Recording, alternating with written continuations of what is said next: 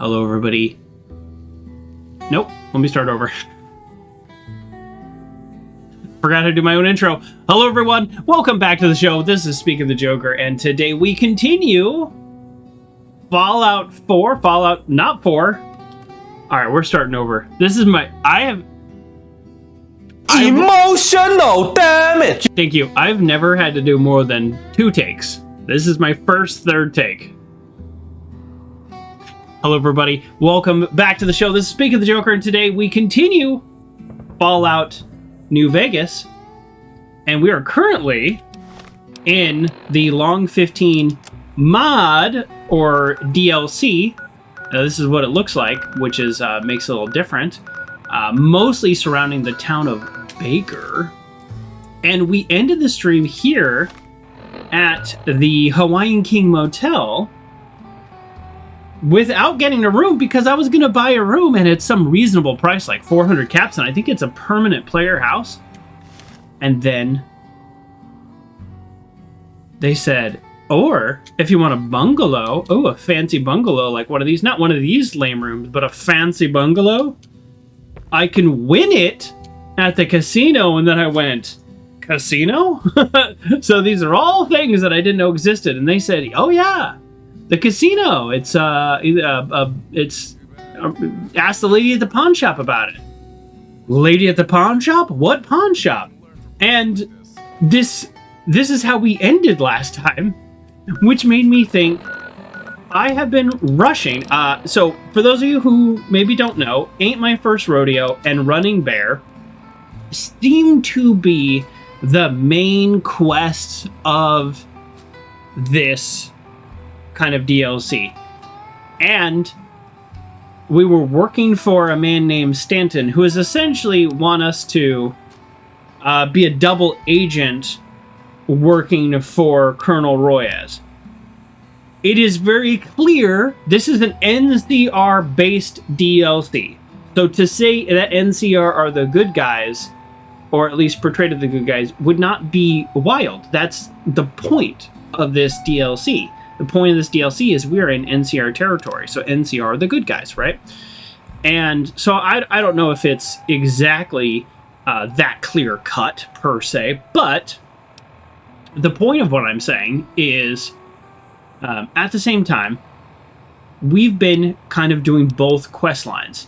Now, the game didn't make this as explicit as they did in other DLCs, but this Stanton guy told us, under no uncertain terms are you to do the next quest for Colonel Royaz. So I think this is the deciding point. So the main game actually just straight up tells you there's a quest called Don't Tread on the Bear, and it says, if you do one more thing, then you will be punished.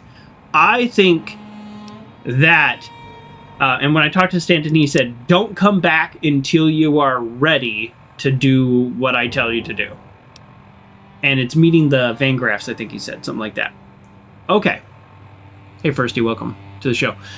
So with that in mind, we're not going to be doing things for Stanton for a while.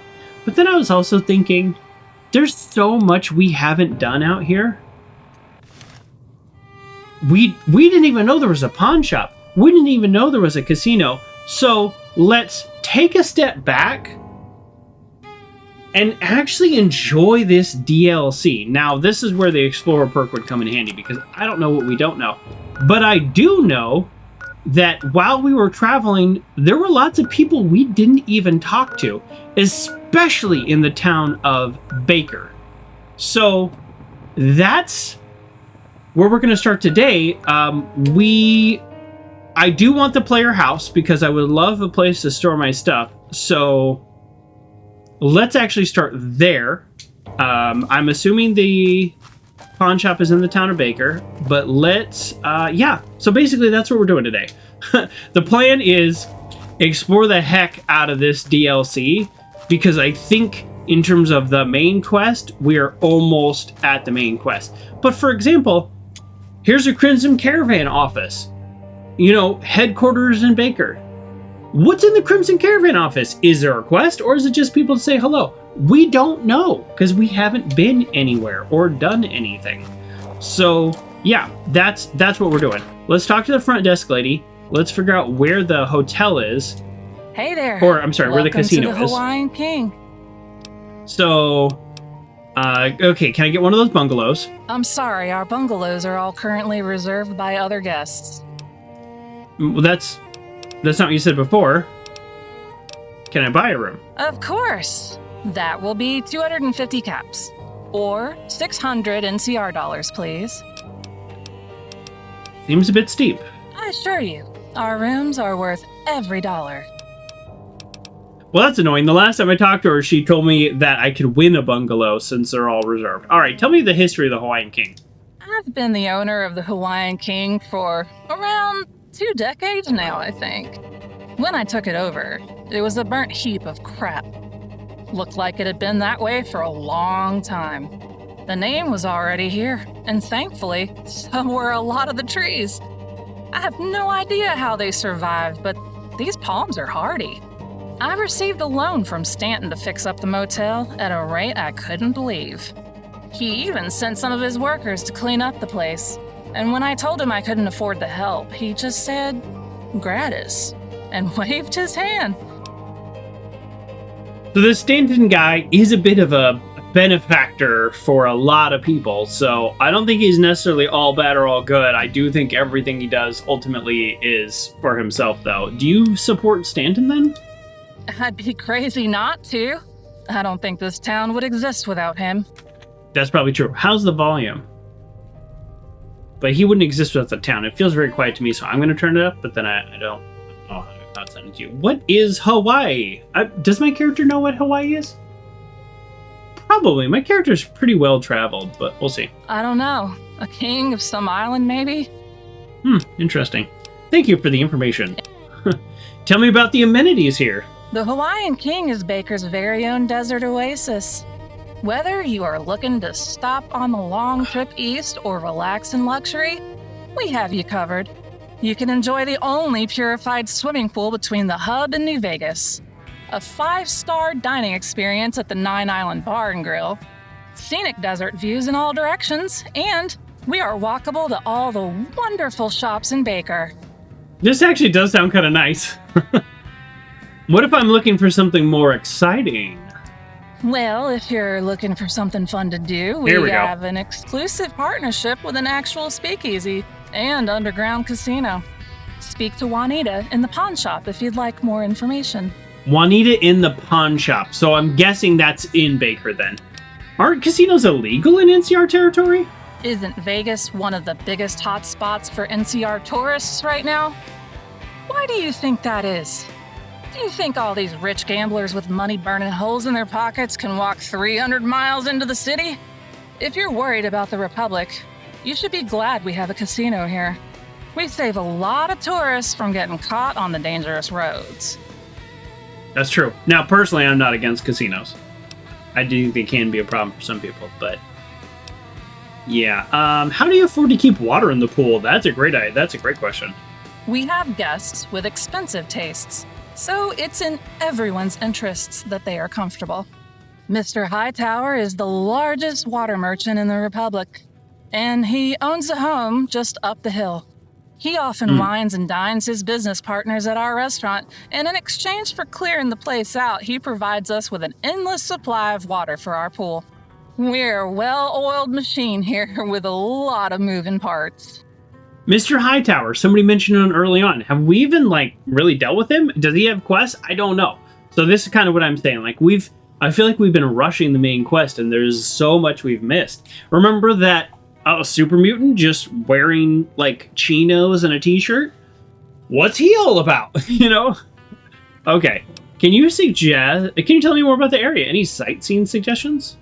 Of course! I'd highly recommend a trip to the world's largest thermometer, but you may want to steer clear of the gift shop next door. You can opt for the Zetan Jerky Mart across the street instead. The owner is a bit more honest. We also have a lovely frontier store in town if Western goods are your style. Yeah. Lastly, I'd recommend a stop at the Baker Library. Just look for the Cup of Joe sign. I love relaxing with a new book on the beach chairs outside. See, that sounds amazing. But Baker's a real place, by the way. Like, all this is, like, real. The Jerky Mart is real. The Hawaiian King Motel, not real. The Mad Greek Restaurant, real. The Giant Thermometer, real. Yeah. And I'll be there 5 days from now, driving literally right by all this. So that's fun. Okay, now, see, there we go. I'm feeling a little bit more immersive now. Let's keep going.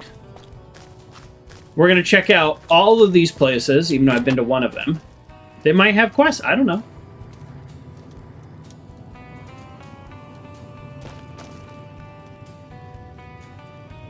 Hello. Hey there.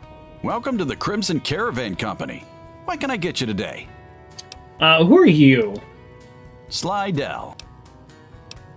Okay, well, where are you from, Slidell? The hub.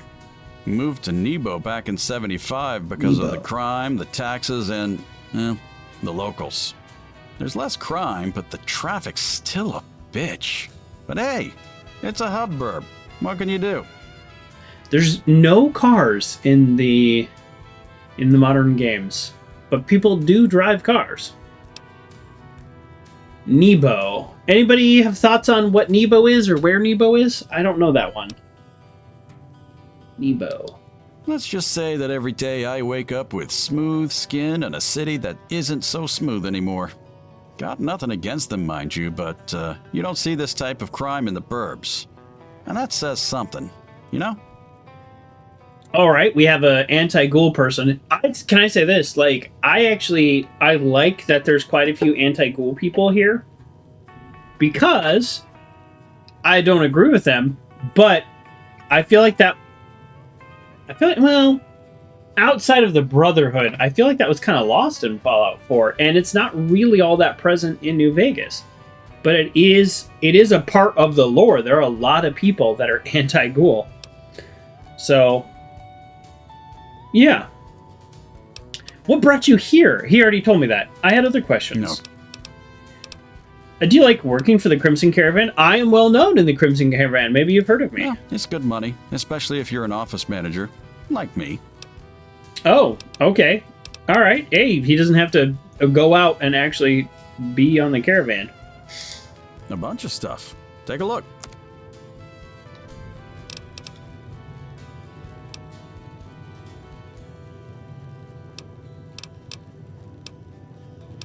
Let me find something I know the price of pretty well. These are pretty good values, so I think this is Crimson Caravan prices. I don't think I have anything to sell. Oh no, hold on. Oh yeah. Oh wow. I forgot I had these things. I'm gonna keep the flare gun. It's interesting. Yeah, but generally I don't have a lot to sell. Oh, yeah. Jeez, I keep saying that. Oh, I don't have a lot to sell. And I'm like, oh, this is $1,000. I want to... so this is light armor. All right. All right, let me show you all. Let me show you all pro tip here. All right, pro tip.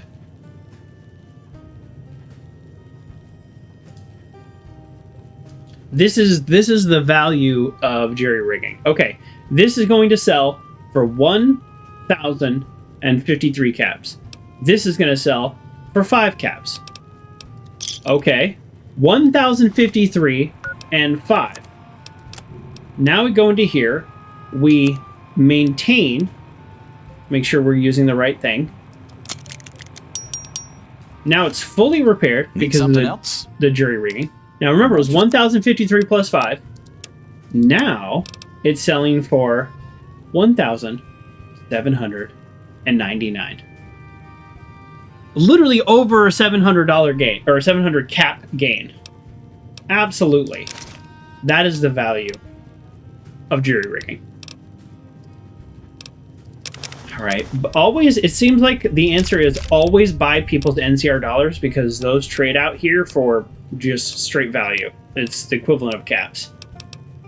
And like if I really wanted to like min-max everything, I would also like buy a caravan shotgun and repair that, or something like that. So we've been using quite a bit of 45 out here. I've not been using the P ammo, but we can, so let's buy all that. He's like, we're still at a cap deficit, which is crazy because we just bought a lot of stuff. I'll take that drained energy cell. Yeah, let's go ahead and look at his, well, this is all free, so that's, you gotta take everything that's free when you're hoarding. Oh, here we go. Great, energy cells. That's it? Wow. Did we just, like, actually buy him out of stuff? Do I need to buy this back? I mean, the reality is, like, I buy this back and then repair it with this, and then it would be worth more. So we're not trying to min-max everything. All right, we'll go laser pistol. That's essentially a weapons repair kit for us. Wow, we really did buy anything that I might want to buy off of him. All right. Well, are we good there? We're buying ammo that we could just sell back to somebody else in the future. There we go. Whoa, we're real close on this. You know, we are obsessed with maximizing. Obsessed. Obsessed to an unhealthy degree. Boom. There we go. Alright, and we'll just do a quick save in case I did something wrong or I walk in here and he gets mad for some reason. A lot of explosive crates in this whole DLC. Have you noticed that? Most of them are empty, but there's a lot of them. Okay. So, cool. Just a little office. Nothing, you know, massively lore bending, but it's good. So we've already been in here, and I don't remember what we did with these people. Welcome back to Fargo. All right. I did before she had the Fargo meals. Okay, they're gone. That's fine. You know what? Actually, Welcome back to Fargo Food. I gotta say, I appreciate, like, in the base game, sometimes there are there's people who are like food vendors, and then they have just the same stuff that every other food vendor has. Not her. Not her. She actually has unique foods or higher quality foods. There's a reason why they call it the Hawaiian King. This right here is the best place to be. Look at this place. This is a nice little place here. All right. Conditions matter. Same goes in life. Same car. Posted no dents and scratches will sell more for the exact same car posted with minor scratches and damages. Yeah, that's a really good point, Uncle John. Yeah, I mean, condition matters. Condition matters in armor and guns as well, for sure. And I think the value of jury rigging is that you can take a cheap thing and make it an expensive thing. Run down. This is funny. See how they're Ninth Island patrons? This means these people never get to leave here. That's one thing I might argue with the programming. These should be like residents of Baker or something. Had a dip in the pool yet? Okay. Water for miles. A lot of talking in here. Aloha. Looking for something to drink? Aloha, I'm sorry you don't get a name. How'd you come to work here? Long story. Perfect. All right. Oh, look, more Balls energy drink. These are actually really good. So I'm going to buy these. Again, these are things that exist in real life. What is Jake juice? Charisma? Oh, this is liquid courage. Okay. So, looks like balls. Alright, and now I can turn around and remember that ammo that I bought? You can just go ahead and...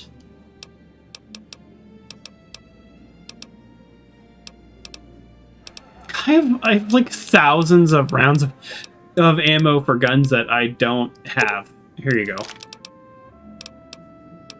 Here you go.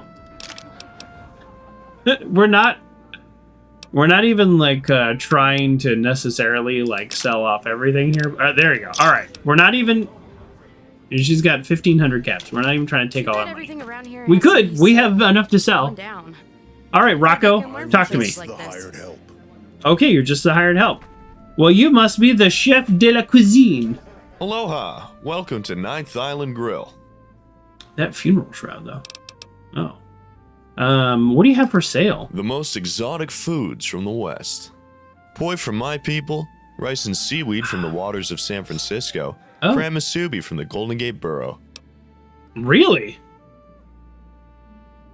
Your bartender wasn't selling it. I would love a look at your menu. Why, of course. Oh, one rule. No takeouts. What you buy stays in here. I insist. No takeouts. No takeouts. What does that mean?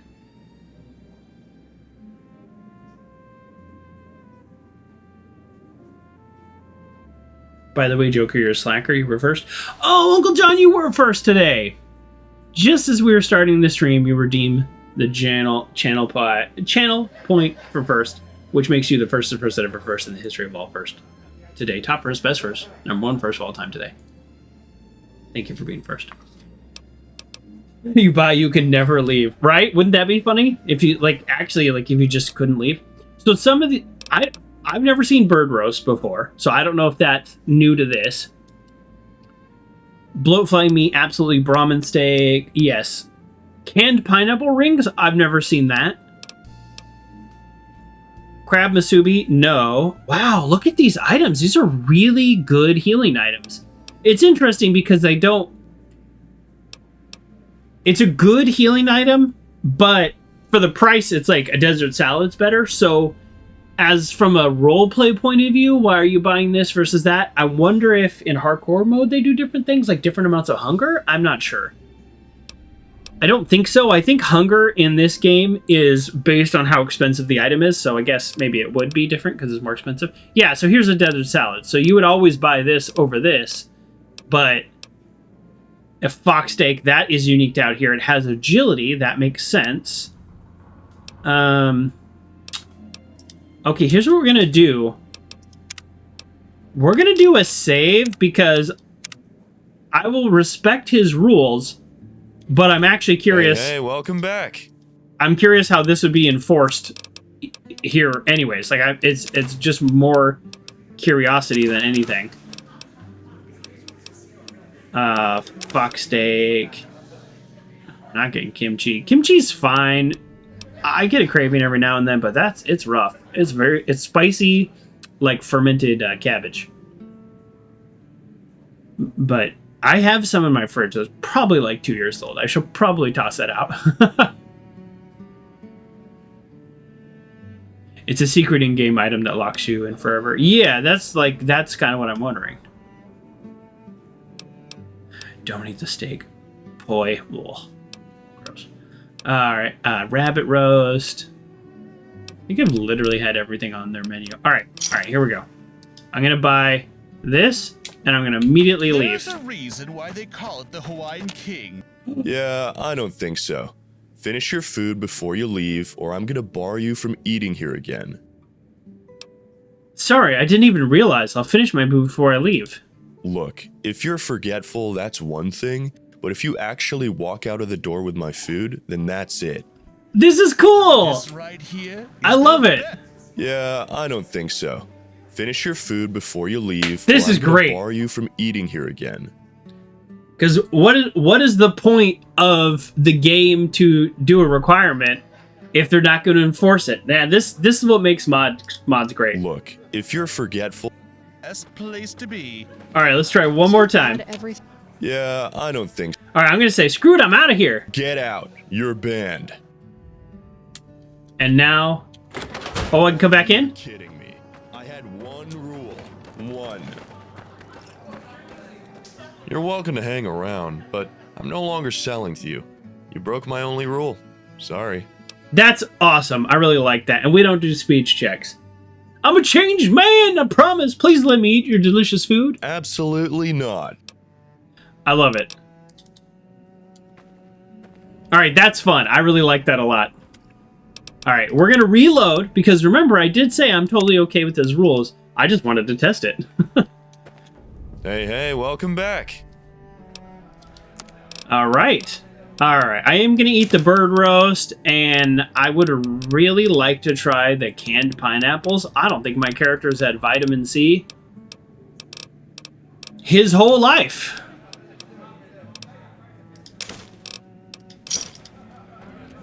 That's awesome. I like that a lot. Good job, Mod. Bird roast, canned pineapple rings. That's good. Had a dip in the pool yet? No, I haven't had a dip in the pool, and I would like to. Had a dip in the pool yet? Alright, what is the name of this place? Yeah, I really liked that a lot. That was fun. So this was the 9th Island Bar and Grill. That was fun. Alright, so those are the 3 things here. Yeah, I liked that a lot. See, this is why I wanted to take a break from the main quest and just say, like, hey, what's going on here? You know, like, let me learn more about this town. So she said that Baker is a walk from here, so why don't we walk to Baker? What quest is highlighted? No, we're not doing that. All right, we'll do this one. In case you're wondering, because I tried to Google this, the Scars of the Divide, find a cache for Ultra Stim Packs, and I got no information, because if you remember last time, I even used console commands to float out of the area, and I just couldn't get to it no matter what. In the pool yet? No matter what I Googled or what I searched, it kept coming up with things related to the Lonesome Road DLC, because that's in the Divide. No matter what I did. I found people's playthrough of this DLC, because there's multiple ways to solve this quest, and one of the ways is to kill the marked men that are in there instead of trying to help them. I found 3 different playthroughs. Not a single person opted to help them. Everybody opted to kill them. So I could not figure out how to do this quest at all, and I finally gave up. And when I was putting some stuff together for behind-the-scenes links and stuff, I found on the mod page they have a quest guide. They literally have a quest guide that the developers made. And I was like, oh, I didn't know this existed. They have a quest guide and everything. So I opened that up, and I went to that, and I was trying not to read a whole lot. I'm just trying to, like, figure out where the heck is this? Like, I followed the map markers, it's off the map, I couldn't get there. It's back in the Mojave. I don't remember them saying that anywhere. It's just in the middle of the Mojave. So we'll do that today too, and it'll be no big deal, but it's in the Mojave.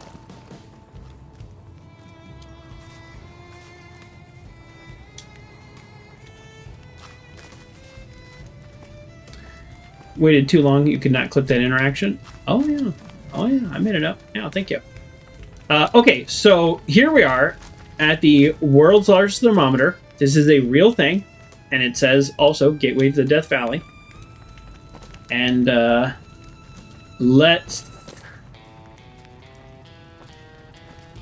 hold on. I kind of want to do this a little methodically. Sorry. I know I'm being a little wishy-washy here, but alright, this is Baker. So officially I'm going to call this like Exploring Baker. And let's talk to everybody. Patrick. Well, hey there. Are you looking for something to drink? Well, hey there, Patrick. I'd like to buy some moonshine. Not the best for you. Take a look. You got the best for me? I bet none of it's real good for me. Everybody just has junk ammo or cases. Patrick's moonshine. 3 charisma, 3 strength. Well, we gotta get one of those. Does it weigh 13, or it's because there's 13 of them? Okay, it does weigh 1.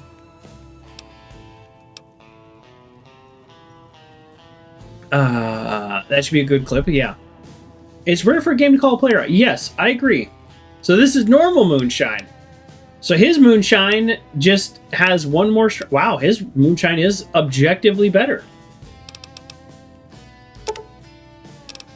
Well, amazing job, Patrick. Oh, that's not how NCR dollars work. Wow, his moonshine is ridiculously expensive. That's not how math works either. Joker is a little struggle bus on the math today. Good enough. I'll take some of your moonshine is very expensive. Well, it's like I said. It's an old-timey still. And I'm a one-man operation. Nobody else makes it the old way anymore. It's made of real corn, not high fructose corn syrup. Well, if you think about it, let's do that math. 130 caps. What else could I get for 130 caps? A desert salad is 5 caps. So I could eat for like a whole week off a bottle of his moonshine. I could rent, most rooms cost 10 caps. I could rent a room for 2 weeks for the cost of his moonshine. You gotta kind of like think of it this way. Or if you if you look at it like the water, purified water is 10 caps. If you look at it that way, it's 13 purified waters. So yeah, it is quite expensive. I think any way you slice it, it's quite expensive. Tell me about your business. You're looking at Shady State Distillery, or what's left of it. This is the only place you'll find the old-timey still where we cook with steel and wood and stuff. It's still operational when it wants to be. Oh, what's left of the Shady Steel? Is it because Shady Stands have gone away? Why'd you leave Shady State?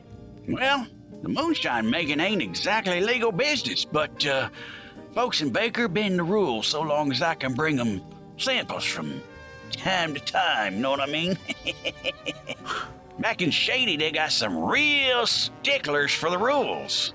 I was selling in a market same as this for years till a cop drank himself to death. And my fault he can't hold his liquor. Cops came in and I tell them, we ain't making no moonshine, we're making hand sanitizer. Anyways, they didn't like that one bit. They smashed up all my stuff and ran me out of town. Oh, now I'm here with my last still.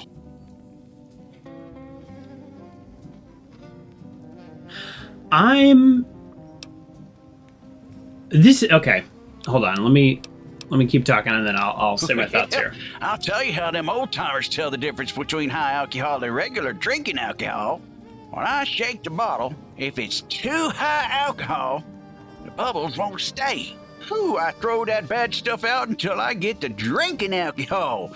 When you shake a bottle, the bubbles make a bridge all the way across the bottle. But I don't got no fancy hydrometers in the woods or nothing, so I gotta check it the old-fashioned way.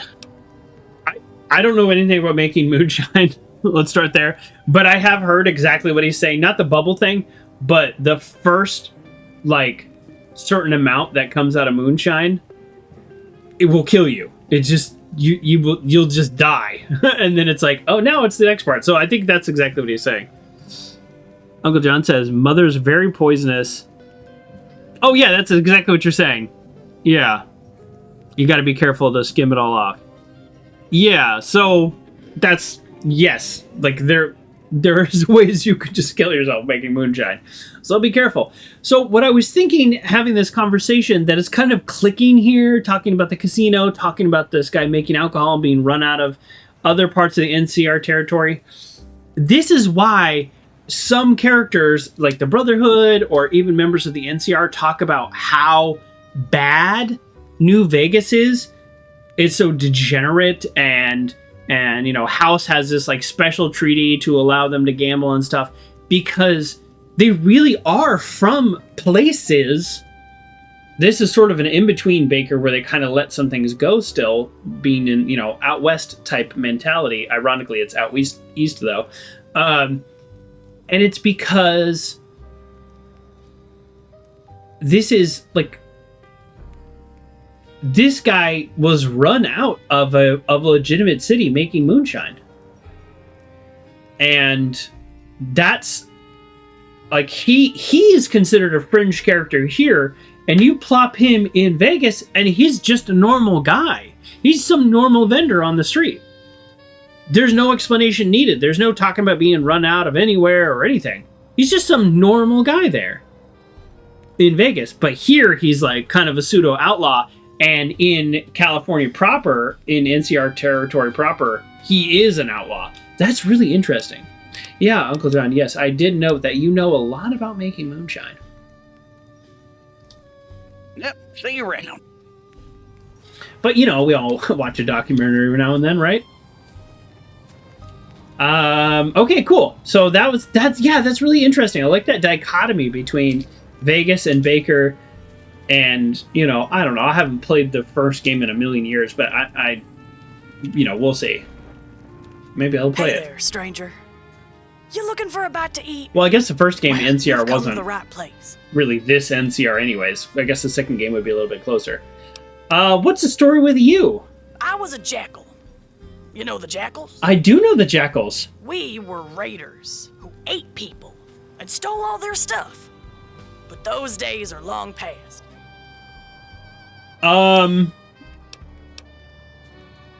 You're awfully forthcoming with this information. I like to be upfront with customers. I'm not going to have people losing their minds when they discover that they've been served by someone who used to cook up human flesh. Oh boy. Thumper cake? I don't know these words you're talking about, Uncle John, but you definitely know a lot about moonshine. Now, I have family that know probably just as much, but not in that business. What were the jackals doing here? A bunch of us used to roll along the 15. It was a real important number to us. Brings good luck and good fortune. Most of the town you see here was Jackal Central. Oh. We had a nice thing going in Baker. There were a lot of travelers along the road to catch and eat, and some of the caravans offered to trade with us to pass through. So, you know what's funny? As I don't know why I never connected the dots before. Joker is hungry. I'm a little hungry. Remember when I was in the Jackal Vault taking everybody out, Vault 3? And it was like, I'm gonna eat your spleen. Like he kept saying that. I made a YouTube short about it because it's like, why does he keep saying it? My brain never made the connection that they eat people. I thought that was like a physical threat. Like I'm gonna kick your butt. I'm gonna eat your spleen. I'm gonna punch you in the face. Like, well, I thought those were at the same level. He was being literal. He was like, I'm gonna cook you up and eat you. I didn't realize that. Until this moment.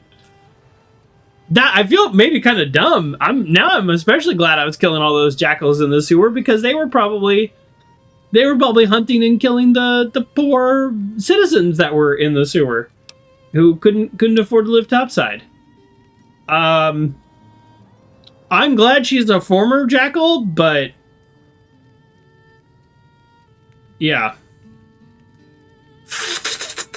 Yes, no, we're not doing Silence of the Lambs. What happened to the jackals? Oh, that's a long story. But I do enjoy telling it if you want me to. That's what we're here for today. Today we are here to learn about what's going on, and I feel like in the like 20 minutes we've already been exploring, we have learned so much, and there's been so much things of interest. These are not quest markers, but they put a lot of work into this DLC. Let's explore the DLC. One day, this guy calling himself sheriff came to town.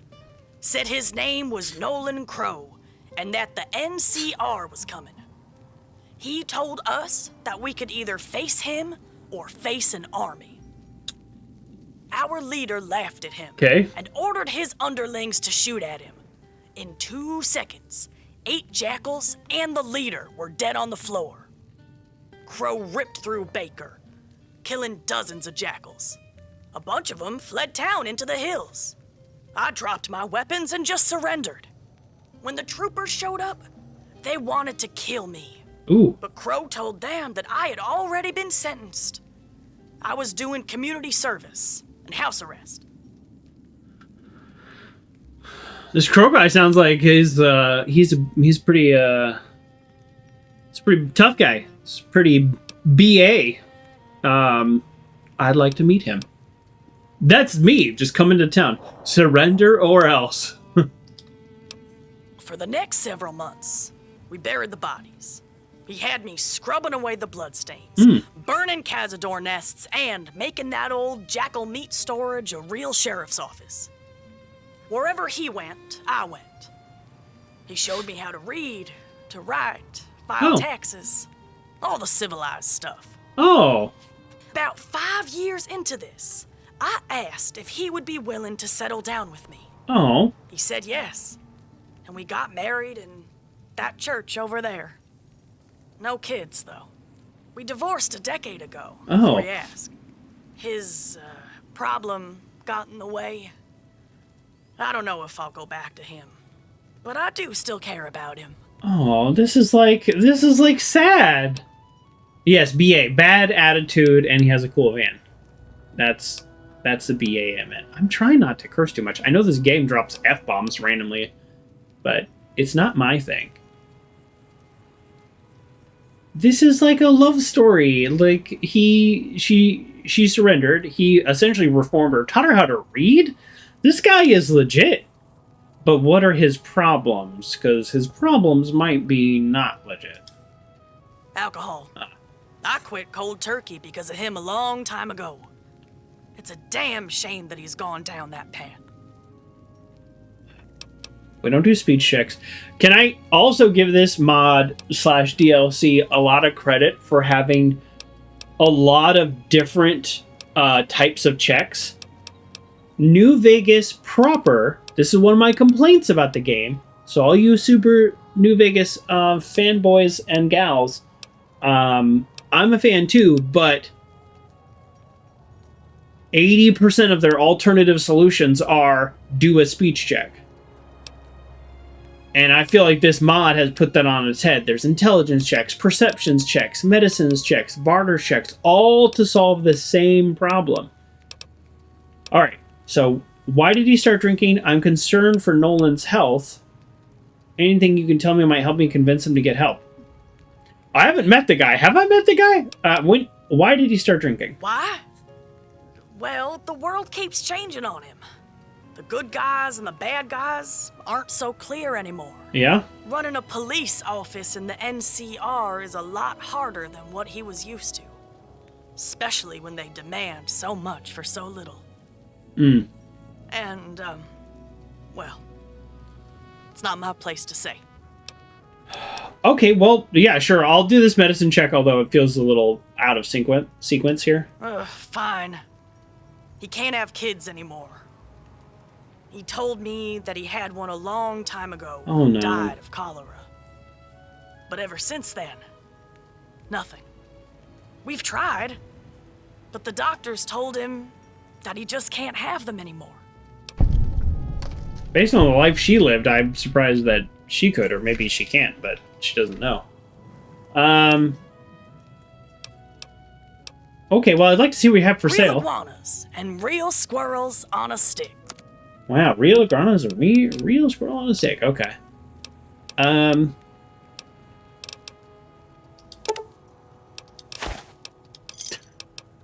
right. Okay. Same dialogue option. Okay. Bye. All right. So when we find that guy, I guess we'll know a little bit more about him. I definitely want to go to these places, by the way. This is the real place. It's so in the game it's called the Mad Roma. It's called the Mad Greek. This is a real restaurant. Hey, NCR Ranger Legion Hunter. Welcome back to the show. Yeah, well, we are in NCR territory big time out here. Have we talked? You headed out into the wilds? If so, you need supplies from a wasteland survival expert like myself. Oh, well, I like this guy already. What, you're a survival expert? Tell me about that. Sure am. I've survived the dangerous wilds of the Boneyard. I can tell you aren't familiar with the area, but you should know by the name it's an unforgiving place. Fair. The Boneyard has mostly been cleared and turned into farms and housing. So are you lying? You know what? We're doing it. We're gonna call him out. You played this mod? Nice. Yeah. Well, I think we're over halfway through, but I'm very much enjoying it.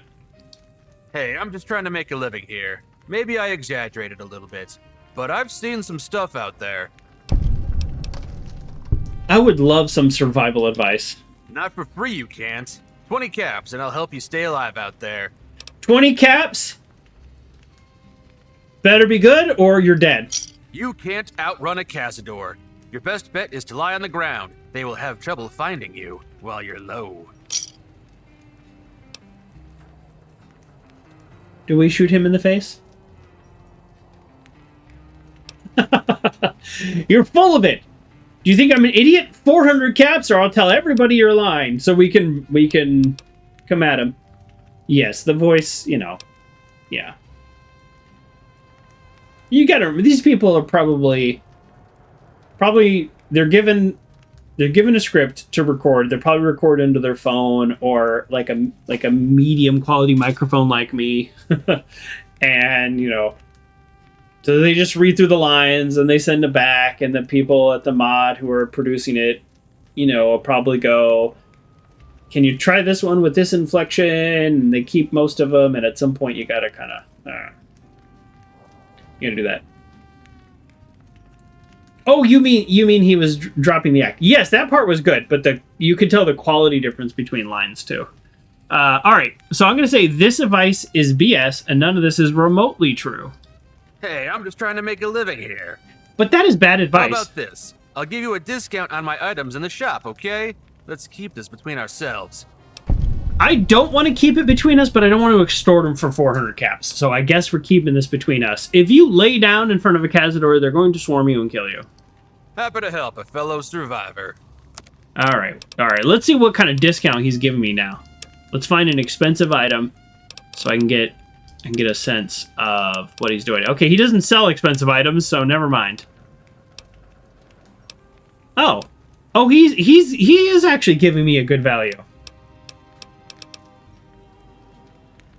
Yeah, he's giving me a straight what's the word I'm looking for? Cost? Yeah, he's giving me cost here. All right, well heck yeah. Let's buy him out of anything that I might even remotely want. And then, yeah, this is great. Anything else here? I don't really. Yeah, I'll take 2 frag grenades. Heck yeah. I mean, for cost. Yeah, we'll actually buy these. Just to repair our own item. I know we keep doing that, but it's like. It's the cheapest way to repair your own item. All right, yeah. Okay. Yeah, I'll take your pre-war money. I'll take your scrap metal. Okay. Yeah, definitely take your 2 wrenches. Okay. Well, this worked out just fine. Do I have any weird thing in here that I want to get rid of? No, I don't actually. I did clean up my inventory a little bit between streams, but like also not really all that much. Like I don't need 2 beers. What else we got in here that I don't need? I don't know. Here you go. How about some mentats? We got all those mentats from Old World Blues. And now we'll sell him some ammo. I mean, the reason I'm going through this exercise of even selling him this stuff is because he's giving me full price for things. So it's like, okay. Oh, no. We don't want to sell our 308. Sorry, I thought that was 357 hollow point. We want to sell all of that. All right. And then we got 9mm. We'll do that. Theoretically, I could use some 9mm in the future, so like, I don't want to sell it all. We have 2 mini nukes. I don't have a way to shoot them, but it feels wrong to just get rid of them. So, and then we'll do this. There we go, folks. We drained him of everything of interest. All right, goodbye. Stay safe out there. I like him as a character. I like that he's trying to scam people, and then if you call him out, then you're good. Was it survival skill that called him out? I think so. So that's good. The Followers Clinic is a blessing, but they can't help everyone. The Followers Clinic is a blessing. Donnie! Spare some change, mister. Yeah. Who are you and what do you need the money for? What do you mean, what do you need the money for? Surviving? Like, what do you think anybody ever needs the money for? Name's Donnie. I'm from Dayglow, but I lost my life savings on the strip. Oh, no. I only had enough to make it to Baker. And my family's pissed at me. They won't come pick me up until I've got my act together. Well, I don't think my spare change is going to help you get your act together, but here you go. Oh, really? How much? I got nothing but money, my friend. I can spell an Aradesh. I can spare an Aradesh. What is this? Was this a former NCR president? I'm not familiar with this. Like how people say, oh, I got Benjamins?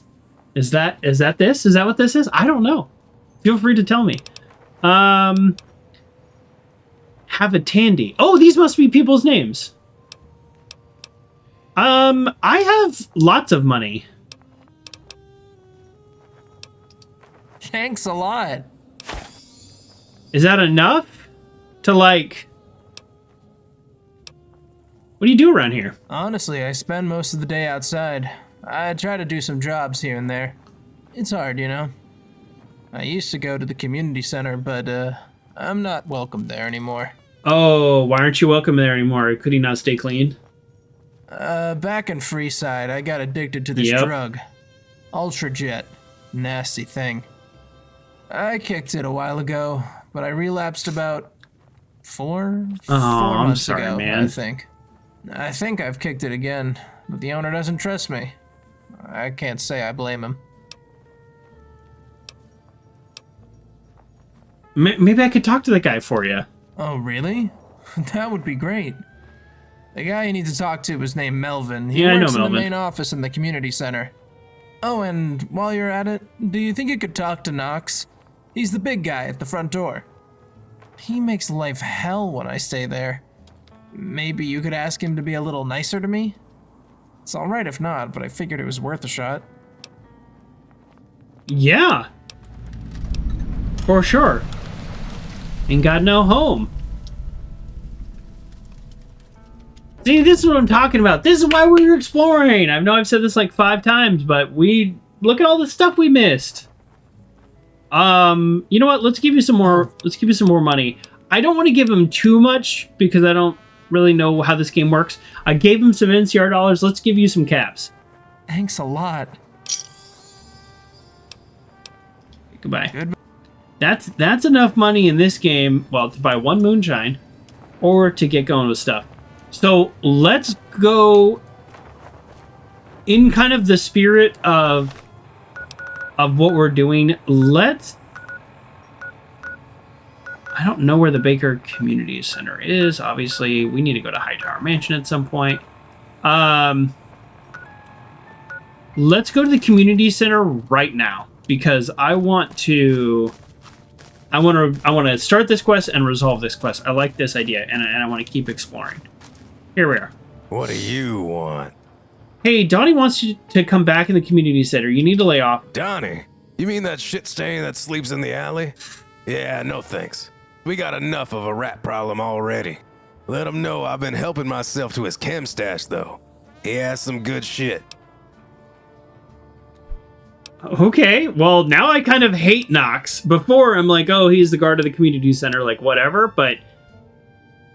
Fine, you don't like Donnie? Fine. But now you're just helping yourself to his chem stash? How about you turn it in? Did you not just hear me? Donnie will never get back in. You tell Donnie if he comes anywhere near this place again, I'll drag him to the underpass and toss him off a bridge. I don't like your attitude. I don't like looking at your ugly mug, but here we are. You're lucky I'm on the clock. Ooh, did we just shoot this guy? Alright, I need to get going. I really don't like this guy. Let's go talk to Melvin, and if Melvin overrules him, then he does. What's up? You agree, Uncle John? Yeah, there's something about playing this game that has definitely made me more violent, but I feel like that's in line with my character. My character started off with this, like, kind of tragic past, ! Bio, and has since really felt the bitterness of this world. He's gatekeeping the sanctuary, exactly. Well, Melvin right now doesn't let Donnie back in. But if Melvin says yes and he still pulls that, then we're going to have a big problem. And you got to I understand Melvin's point of view. He's trying to run a community center. If somebody comes in and they're supposed to be clean and they're not clean, it's going to cause so many more problems. And sometimes when you're running charities and things like this, you have to make these decisions, and it sounds rough. It's very easy for me to come into town 4 months later, not knowing exactly what happened, and be like, oh, here's some money. Hey, can you come back? And, you know, somebody like Melvin, who is in the position of trying to help people, he has to make these decisions. So, yes, exactly, Uncle John. You know this because you've worked in places like this. So that's why it's like, I understand their struggle, and it's very easy for me to take this moral high ground, having not had to do any of the work or help any of these people, other than just to come in with a few bucks and then start demanding things. Yeah, you have one condition. You have to stay sober. Yeah, so we're going to try to talk to him, and if he says Donnie's absolutely not welcome because of his past blah, blah, blah, well then there you go. You have a new title? Assistant Intake Coordinator. That is amazing. Welcome back. Congratulations. How can You I did help? mention you were promoted last time, but I forgot to ask a follow-up on that. That's awesome. Does it go with more pay? I'm sure you're doing a great job.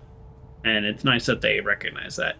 Hey, Donnie asked me to inquire about letting him back in the community center. I like the way that's worded. I'm not saying let him back in.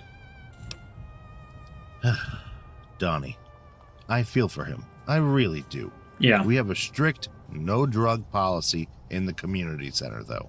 Yeah. We don't generally do multiple strikes. If you mess up, you're out. It's harsh, but there's a long line of people who need a bed here. We can't help everyone. That's exactly what I was just saying. I said, what would it take to let Donnie back in? The best way to get Donnie in is to have him prove he can hold employment. Okay. Otherwise, it'll need to be a substantial fee. If he can pay a yearly rate for a bed rental up front, we'll let him stay. That's okay. Probably not an ideal choice, though. Oh, I love this Baker rep. Because I'm liked here. I'm not idolized. So this is interesting. I get a little benefit for kind of being around here and helping people. We've both done a lot to this community. Helping Donnie is the right thing to do. I agree with him. Him holding down a job, I think really is pretty good. I would also be willing to donate some money to help cover his cost.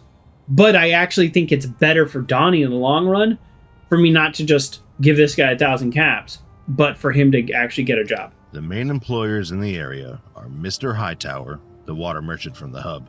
Okay. Or Mr. Stanton at his villa to the south. I believe Stanton provides lodging for his employees as well. You should start with his farm overseer, Stubbs.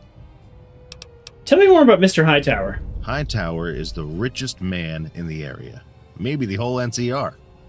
He recently had a new house built across the highway. He has connections in every major NCR city and never spends too long in one place. I haven't seen enough of him to know his intentions, but he claims to want to help the town. Let's hope that is truly the case. We haven't even talked to really Mr. Hightower at all, so it's kind of funny. So he has money set aside, but only access to it if he works. Yeah, set up a trust fund. Yeah, I like that. That's basically the idea. So I already know about Mr. Stanton's villa, so I'm going to click on this, but then we're going to skip through it. It worries me about the conditions those people might be working in. Maybe I shouldn't skip to it too much. Okay, I'll look into getting Donnie a job. Sounds like a plan. Okay, I think... Here's what I think. Even though Knox... This is a restricted area. Kick back or I'll shoot. Thanks. Even though Knox is a problem, I think the community center is a better place for him than living on Stanton's farm. Because, first of all, I think Stanton's not good. And I don't know how clean he's going to come out of the rest of this DLC. But I also haven't been to talk to Mr. Hightower, so I'll be interested. Let's check in with Donnie, see how he's thinking. Oh, hey. Welcome back. No, okay, so we can't update him until we do that. So, notwithstanding Knox, I think Melvin really cares, and he seems like a genuinely nice person. So I think the community center is the right place for him. So let's go talk to Mr. Hightower. Yeah, we've triggered this. Have we been in here? I don't think we've been in here. Okay.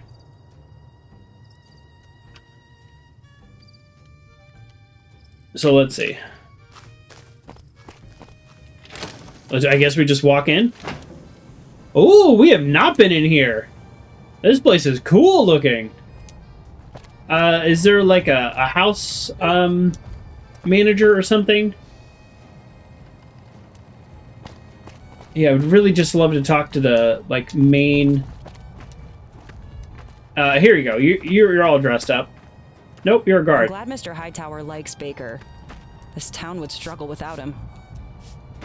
How have we not been here? Ah, Leland. Yes? What do you want? It's Mr. Tenpenny. Doesn't it look just like him? It's nice to meet you, sir. And you as well. I am Leland Hightower, CEO of the New California Water Company. Is there some particular reason you are speaking to me directly? I have a friend named Donnie who needs employment for the Baker Community Center to take him in. I'm being very direct. It's kind of you to help someone in need, but I won't let just anyone work in my house. That's fair. Is he a good worker? And more importantly, is he trustworthy? I think the answer is I don't know. I don't actually know the answer to that question. So here's what I'm going to say, because I think this is fair. I'm going to say Donnie will work hard, and employing locals in need will improve your image in Baker greatly. It's settled then. Donnie can work here. However, the workers' quarters are only for my trusted employees, and I don't trust him yet. That's fair. He'll have to stay in the community center for now, but I will pay him a fair salary, enough that he may one day own his own home. That sounds great. Do we like this guy? Is this guy legit? I want to help this guy.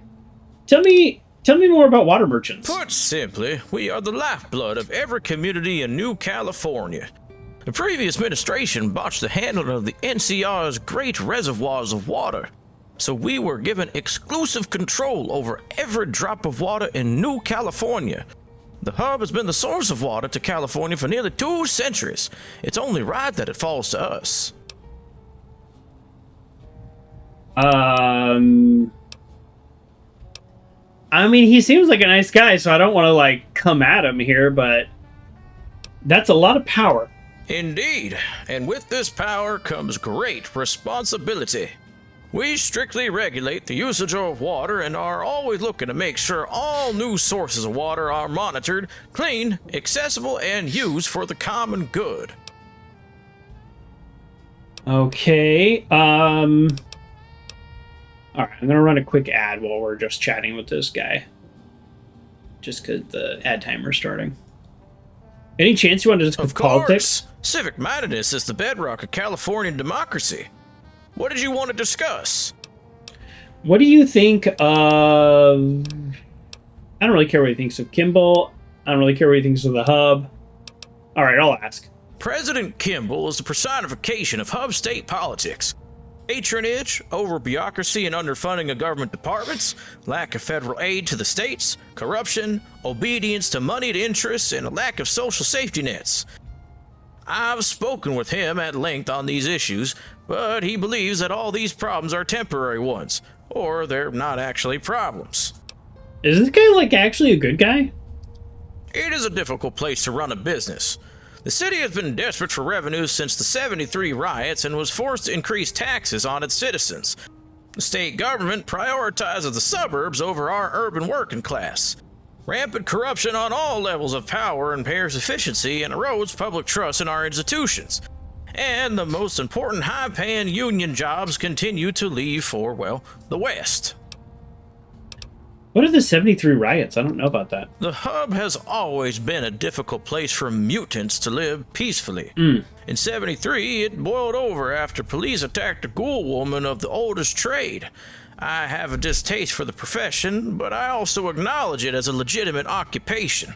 She didn't deserve that. I remember seeing the smoking downtown from my office in the Water District, and I saw the poor of the hub shoot at officers in the Heights District. So many people just left after that. The hub has never recovered. I think we like this guy.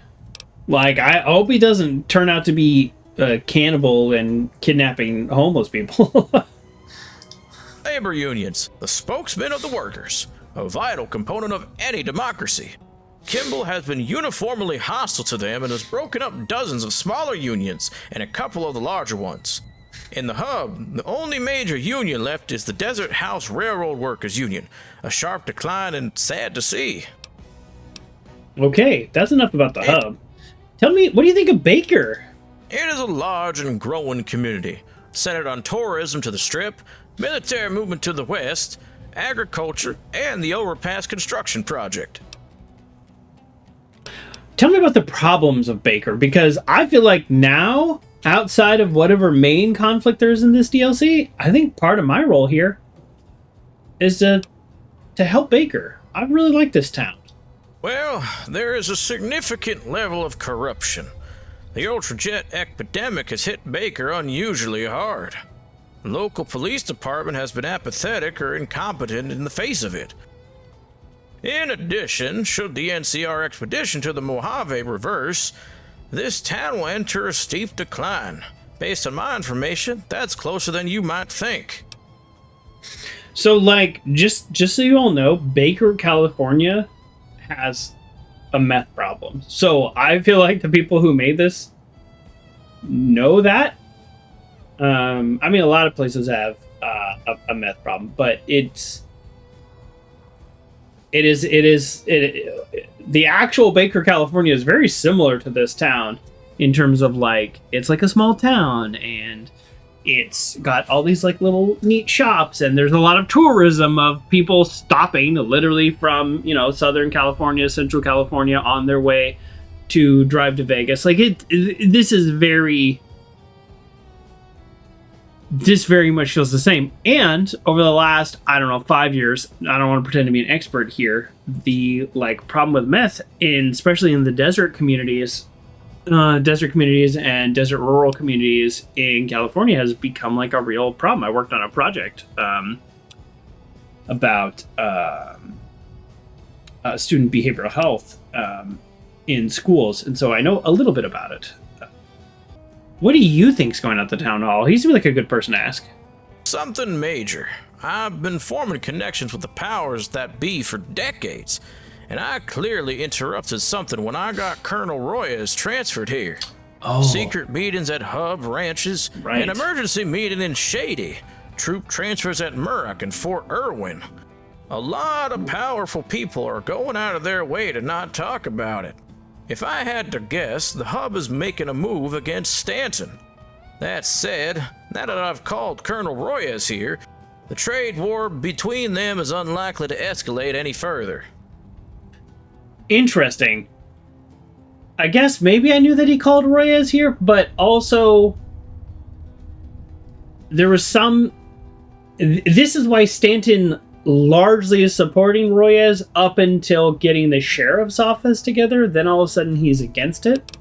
You called Royas? That is correct. I had to burn quite a few favors to get him transferred here from his wonderful campaign protecting lakefront property in the Sierra Nevada. There were caravan attacks not too long ago, and I thought his forces would be more useful protecting our largest supply line of the Mojave than some vacation and CEOs. Yeah, interesting. What do you think of what's going on in the Mojave? It's important to the future of the NCR. Securing control of the Mojave will enable greater control of the Long 15 and enable further NCR expansion through Nevada and to Utah. The dream of a stable, peaceful civilization is in sight. Oh. And of course, locally, the annexation of New Vegas as the first true new state of the NCR since its founding will help with our economy. Its populace still uses the bottle cap, and that's something that will make the transition from the dollar to the cap much easier. Oh, he wants to transition from the dollar to the cap, not the other way around, even though he supports the NCR. More important than most people understand, it's not all military prowess. People need to feel like their currency is worth something to feel secure. They need to feel that the fundamentals of society function. If they don't, well, then society is doomed. Okay, what do you think about Caesar's Legion? They are a serious threat to civilization and represents a backward Agreed. step to the time of anarchy and violence. I assume most people in Arizona, New Mexico, and Colorado are by and large good people, so it's up to us to free them from Legion totalitarianism. Okay, I think we agree on that. Do you really think Vegas wants to join the NCR? Why wouldn't they? The NCR is the best hope for the wasteland. After nearly a decade of contact with them, surely they have realized that by now. They don't want to. Nobody there wants to. I'm looking for work. I wonder what kind of work he has. And you came to the right place. I'm sure you've noticed the giant overpass overlooking Baker and Fort Weston. If you were feeling adventurous, you may have even tried to cross it. Well, it has been under construction for a staggering 7 years, with almost no substantial progress of note. That thing is a major eyesore, not to mention a safety hazard to the area. I'd like you to head to the overpass construction site and ask around. Figure out why they're dragging their feet and who's to blame. Okay. Is that an official quest? Build me up, Buttercup. Build me up, Buttercup. Okay. Yes. We will do this quest right after we finish our other quests. I kind of like this idea of like we're exploring, we're getting to know people, and let's just knock out these quests like back to back.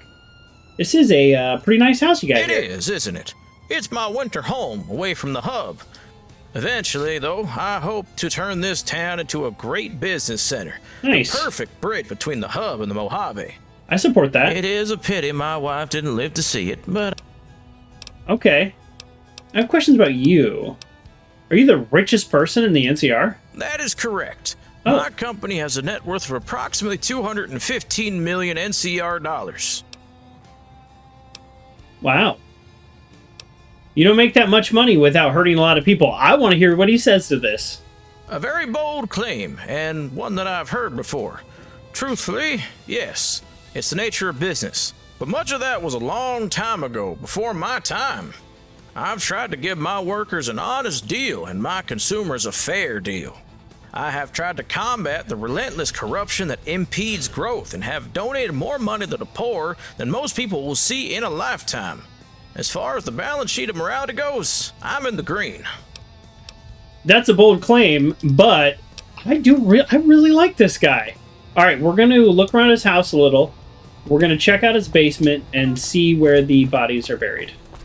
Excuse me.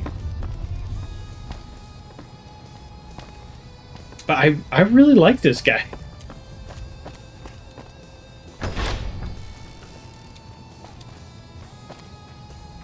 Hello. I'm quite busy. Did you need something? Who are you? I am Hezekiah. Hezekiah. Personal chef to Mr. Hightower. Though calling these backwater supplies of flesh and starch cuisine is frankly offensive. I trained in Dayglow, where food was an art form, not a war crime. I like this guy. Well, what do you cook for Mr. Hightower? When Mr. Hightower allows me creative freedom, I deliver elevated cuisine. Imported Brahmin marrow, hand-harvested cactus blossoms, delicate bighorn consommé. But the moment his populist guilt sets in, he insists I prepare something simple for the common man. I nearly resigned when he asked me for meatloaf. I really like this character. What would you do if you weren't stuck here? I would open a tasting salon in Shady Sands. 12-course menus, every dish a story. Each flavor profile a challenge to the senses. Shady Sands isn't there anymore, apparently. May I have something to eat? Yes, of course. There is some steak left over on Caval's plate for you. I do not serve meals like some common caravan cook. I've seen how you people eat. Alright, I need to get going. Alright, so I can't get food directly from him. He did say that I could get food, like, off somebody's plate. I don't know if that was... I feel like that was not a real thing. I think he was just being a little snotty. But, yeah, we like him. There's the dining room. Okay, cool. Wow, yeah, I like this. I like this house. I like these people. I like these characters. Let's look around a little bit more. We are literally looking, again, for the buried bodies, because I don't want to like this guy, and then turns out he's a really bad guy. He answered all my questions really well, even when I confronted him. There's also like 6 dog houses in here. I haven't seen a dog, so I don't know what that means. This is the smallest balcony. It's like some hotel balconies. What do you carry on you? You carry a 10mm? Nice.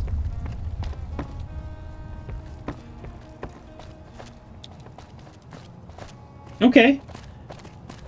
Well, this is Hightower Mansion. Yeah, I like it. Let's... Oh, here's a computer terminal that's not on. Just for decoration.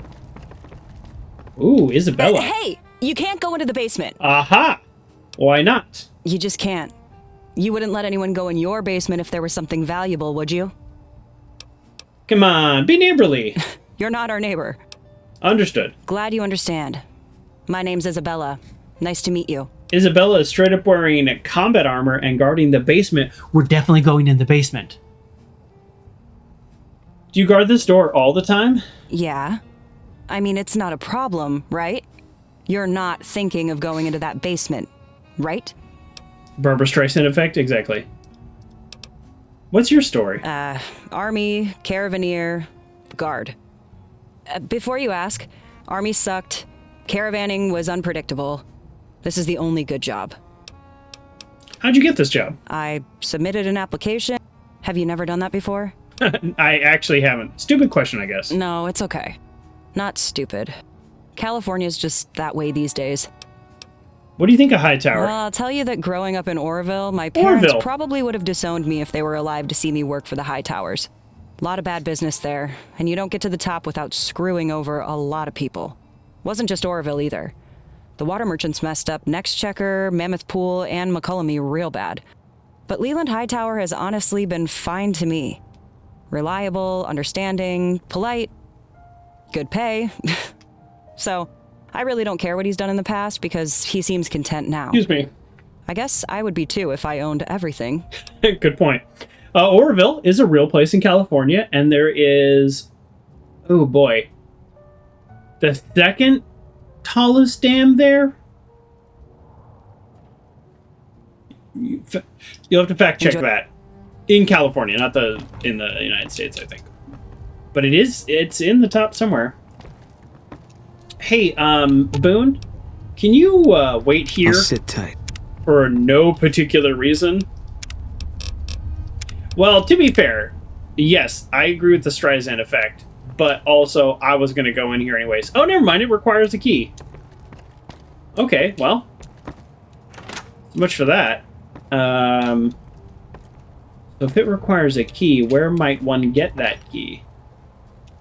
Now that it requires a key, I'm even more suspicious.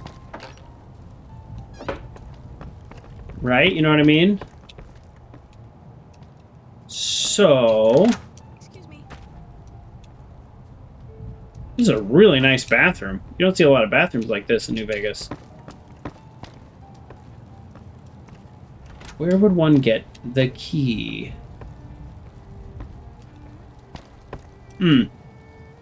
Okay. I suspect the key is on Hightower, on that guard. Oh, this is the dog. That's why you're saying you can get it from the dog. Or in his room. In his room would be kind of like a little bit more like a clever feeling. Like, oh, I've done something. But if it's on his person, So the way pickpocketing works in this game is a function of weight and sneak, and I think, again, fact check this, but it's close. I think the maximum number, like all things benefiting you, is like 80%. You can never 100% guarantee pickpocket. Oh, he doesn't have the key anyways. So that's why I haven't been pickpocketing, because even though I like to save and reset if something bad happens or I want to do something differently, in general, I am trying to play kind of straight. So if a pickpocket doesn't work, then I kind of don't... I've got your back. I don't want to deal with the consequences, because the consequences are almost always the person attacks you. And if it's somebody who's going to attack me if I pickpocket, then I might as well just kill them and take whatever they have. Okay, so nobody has the key on them. I wonder if it's quest bound. Good evening. But I'm excited about this. Again, not doing the main quest has paid off. Okay, let's go back to... Let's go back to Donnie. And we are going to try to resolve this quest. Now, speaking of saving the game and kind of allowing myself some grace and flexibility here, we've got Melvin on board. Melvin runs the community center. On board with getting Donnie back in. We just got him a job at the Hightowers, and he's going to stay here, and he's been clean for a few months. Right?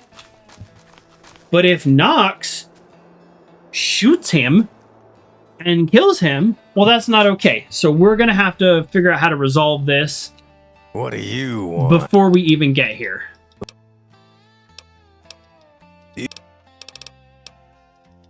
Yeah, there's no option. There's not even a speech check, which is very unusual for this game.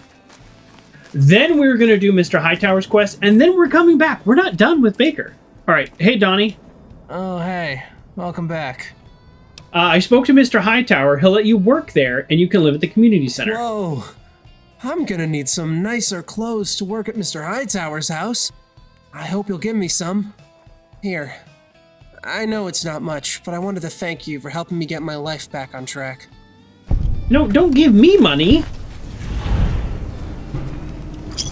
He just gave me 23 caps. I just gave you 100 caps earlier.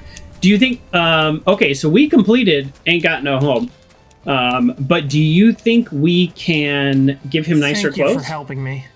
I'm going to save up and get back to my family someday. How are you doing? Okay, goodbye. All right, let's go talk to Melvin and just make sure we're square. I don't know what to do about Knox. If Knox kills him, then I'm gonna be very frustrated. What do you want? So no option for Donnie. All right, let's talk. I like that we're earning Baker fame, though. Welcome back. I'd like to donate 100 caps, and this is just kind of to help with Donnie. Thank you for your... All right, I need to get going. Oh, I gained Baker fame? Well, Welcome hey. back. Let me donate another 100 caps. Oh, I can't. Oh, I bet it's like time-bound. Because I've donated before. That kind of makes sense. They don't want you spamming it and getting fame. All right, let's see what people think about us right now. Yeah, we're liked in Baker. Nice. Okay, I really like Mr. Hightower. So here's what we're going to do. There's still all kinds of stuff we need to explore here, and we absolutely will. We're not done with this place. But let's go back to the Mr. Hightower's quest, and this is Build Me Up Buttercup. So I need to talk to people about the construction delays. And I've already been to the Overpass construction site. Overpass construction site. So it'll be easy peasy to teleport here. And while we're here, we don't have enough. We're actually probably pretty close to weapon repair kit. Yeah, it's at Wonder Glue. I got 1 billion Wonder Glue back at the base here, but all right, we'll deal with that another time. Hey, Emmanuel Lemon Flood, tell me why it's been 7 years to build this overpass. What is this, California? Oh, it is. I've got a lot of work on my desk. Whatever you want, make it quick. Are you the boss here? That is me, yes. You may address me as Project Foreman Fold. I'll address you as Lemon. I got some questions, Project Foreman Fold. What would you like to know? Why is your jaw messed up? This conversation is over. Oops. You need something? What's causing the overpass to take so long to complete? Oh, well, many things. Red tape, bureaucratic frustrations, employee turnover, environmental studies, the works. Nothing too different than the usual delays back west. I'm looking into potential wrongdoing against workers at this construction site. Well, you won't find any wrongdoings here. I assure you, this is one of the best job sites in the entire Republic. Just ask around. The workers love my treatment. My policy is to let them work at their own pace, as to not injure themselves. I care about my crew's well-being first and foremost. Do you care about their well-being too much? Now hear me out. I don't mean caring about their well-being and safety is not good, but you also have to set expectations. So who are you? Exactly. No. Okay, that was a very unsatisfying answer. Let's talk to some of the workers and see what exactly is going on here. Very suspicious. Oh, are you one of the new workers? My name's Luz. There's a drill for you somewhere.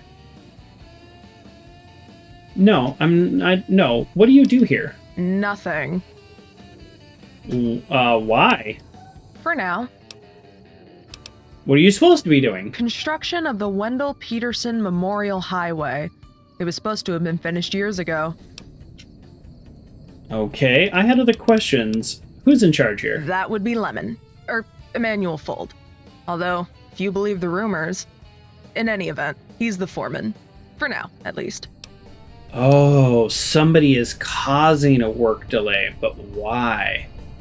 Would it be Stanton to maybe impede some trade barriers, possibly? What rumors? That he's taking money from Stanton. Oh. Deliberately slowballing the project. That's literally my theory. I don't know about that. He'd be stupid to be working with that guy with the court cases going on right now. He's definitely corrupt, though. I mean, I'm working with the guy, so maybe, for now. I'm trying to get him removed. Oh. He's not paying us what he owes, and the way he's working us, I'm not convinced he's actually trying to do his job. Okay, any way I can help? We need leverage. We don't have any hard evidence of wrongdoing on Lemon's part, but we suspect he's been cutting our pay. It's not normal for a check to be different amounts every month, right? The project is partially funded by Frick Stanton, but there are rumors about him slow-walking the project intentionally. I don't personally believe that, though. Why don't you? Once you do that, you could either head to Hightower or go to the press. The only things Fold understands are power, money, and reputation. If you threaten one of those, they'll probably work with you. How can I get leverage on him? There's a few ways you could help us get a seat at the bargaining table. Our main issue is we need proof of wrongdoing. Okay. Stolen wages, broken equipment, or other general corruption would do. Lemon won't trust any of us snooping around, but maybe you can get him to slip up or check out the equipment to get proof that we can't do our jobs here. Where can I find evidence of wrongdoing? I don't know. You're the one offering to help. Maybe Fold has something in his tent. Good luck getting him out of there, though. If you're real handy with tools, you could check out our equipment. A lot of it is non-operational, but that's as far as our technical knowledge goes. If you can figure out how everything is broken, maybe there are some clues there, too. I really like this whole idea. I'm like, how can I do this? And she's like, I don't know, you're the one offering to help. Tell me about Hightower. Leland Hightower is the guy around here if you want to get something done. He's got the resources to make things happen, and we want him on our side. Doesn't seem like he's bought and paid for. Probably because he has too much money to care about that. Okay, I'll see what I can do. Thanks. No hard feelings if you come up short. I like that too. No hard feelings if you come up short. Okay. Is this a new quest or is this the same quest? Okay, so it's still the same quest. So I can I can investigate the stolen workers, and I can investigate the equipment. I want to do all of the above. Yeah, very well written. Yeah. I feel like, you know, Hi, Boone. They took their time to make this game, so then they were like, hey, you know, what's like a logical way to do this? Not just a video game way to do this. This is a crane operator cab. It appears to be non-operational. All right, before I start repairing things, let's investigate first. You enter the crane and realize an administrative shutdown code has been entered in the startup console, rendering the crane non-functional. I have a lot of repair skills, so this should be pretty easy. Yeah, the modders took their time, exactly. They weren't under the same deadline as the developers. Exactly. What about you? Along, please. You move along. Okay, so the crane's not operational, but she specifically said everything's not operational. Site storage. Let's check out the storage here. These must be for the robots.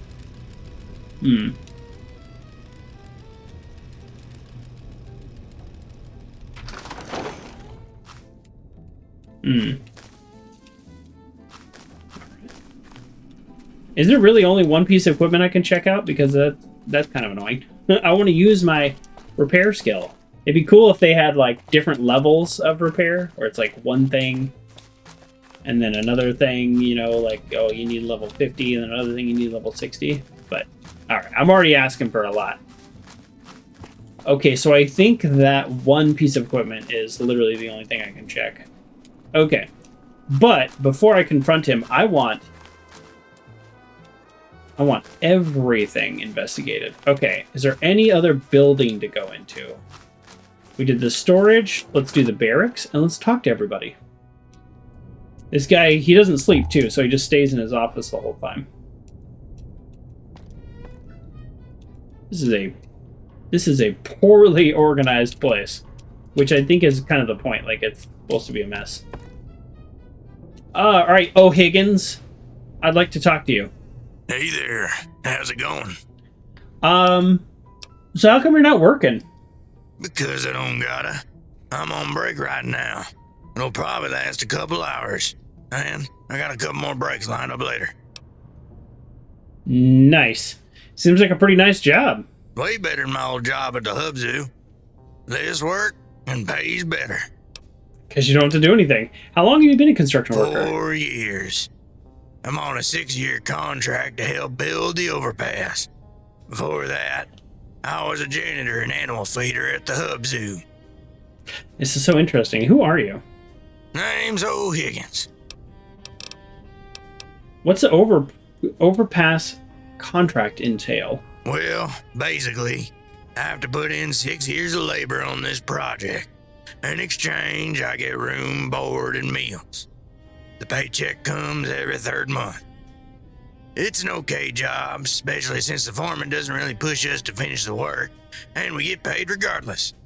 So I don't have to do anything in order to support my family back west. I guess that's nice, but it's very strange. How come you only get paid every 3 months? Well, I got paid once a month when I first started, but then...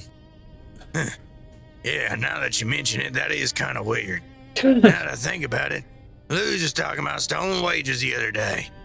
I was kind of tuning it out because she's always talking about that stuff. I really like this gig. I don't want to cause any issues, you know. Wouldn't you rather work a normal job and get paid monthly than not work and get paid every 3 months? I don't know. I guess that's an individual's question. But either way, this is a ridiculously long project and nothing's getting done. Tell me about your work at the zoo. That's right. It was pretty cool because I like animals, and I mean, Night Stalkers are scary to other people, but I don't know how anyone can resist giving them belly rubs. I never had a problem with them. The pay and hours kind of sucked though. City Hall kept cutting the budget, but I think they started turning around now. Hope so, at least. Excuse me. Oh, like, is the zoo here? Is this a place I can go to? That'd be interesting. All right, anybody else here with a name? Did I happen to find the one name guy? Oh, he is sleepy. All these duffel bags are empty.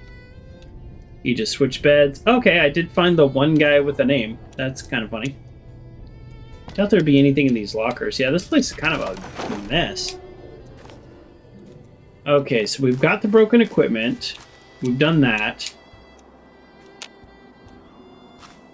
So now we need to get him out of his office to investigate his office, or, I mean, we could also just, like, straight up sneak, I guess.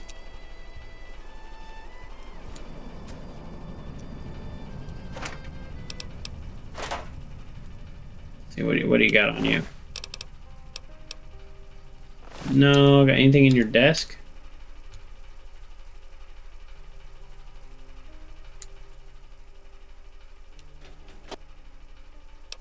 No, there's pretty much nothing in here. She said if you could get him out of the office, you could look around, but this is a typewriter, so, like, maybe theoretically if he leaves, then I could, like, then this would activate. I'm not sure. That's a little strange. Yeah, I don't know. I guess the evidence I have is paid every 3 months, and the equipment had an administrative code, not like it just was broken down. That feels shaky, but sure, let's save it and talk to him. You need something? O'Higgins only getting paid once every 3 months. Care to explain that? Oh, well, that must be due to the bureaucratic bloat and red tape that's slowing things down. We're all dealing with the government's inefficiency here. Look, what do you want from me? I'm trying to run a job site here. Funding for large projects like this doesn't grow on trees. If you want, give me 50% cut of what you stole. No, I want the truth. I have evidence that you've been stealing from your employees. Shit. I only took a little off the top, okay? I got greedy. There's a bigger story than just some paychecks. I'll tell you if you can assure me that I won't be blamed. Alright, give me the real story. This better be good. Shit. It's Stanton, okay? He sends the money to keep things from moving too quickly. He puts a lot of money into Baker, and he does a lot of good things for the people here. A completed overpass will lead to the NCR clearing out Kelso and making a new highway south. That means traffic can avoid Baker, and I-15 risks drying up. It's good for everyone if we don't finish this thing. Oh, I think this is a real. Hold on. Let me pull up. Google Maps. I think this is a real thing that happened to. Yeah. Barstow. Is it Barstow?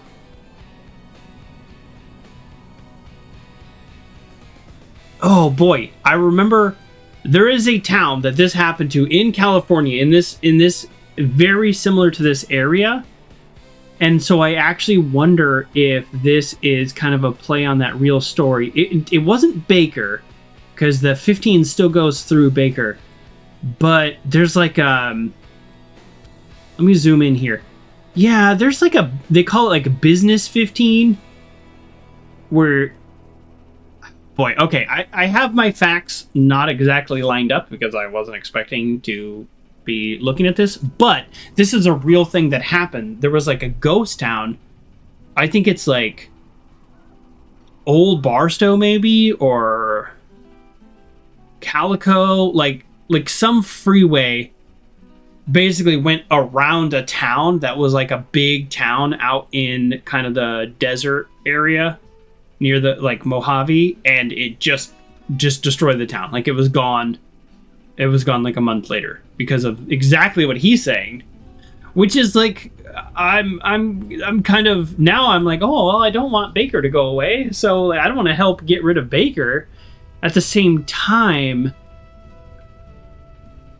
I don't really trust Stanton's motives, and I don't know.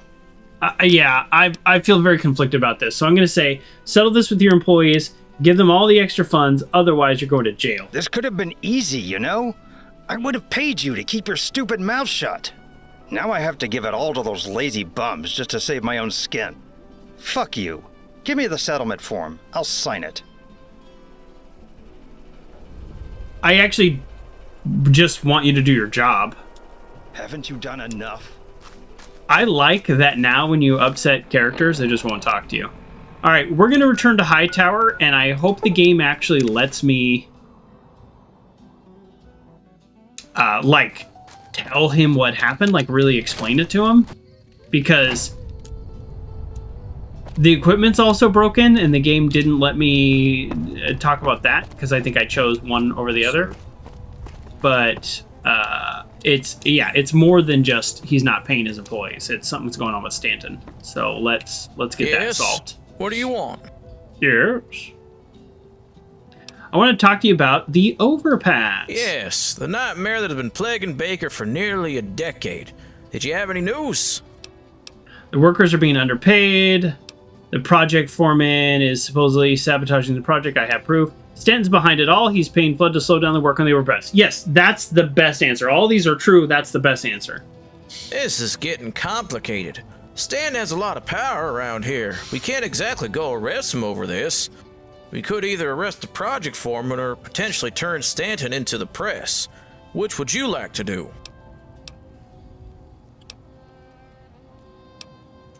Huh. Those are our two options, huh?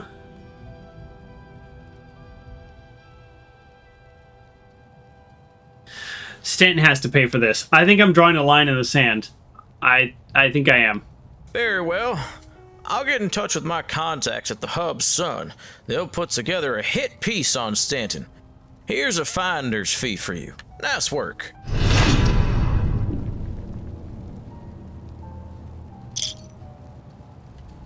Yep. So it did get back to me. So quest completed. Build Me Up Buttercup. But now I have a mixed reputation with Baron Stanton.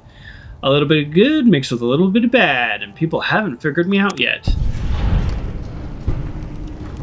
Okay. That's okay. I think we've made our choice with Stanton. He told us not to help the sheriff's office. Oh, we just failed. Ain't my first rodeo.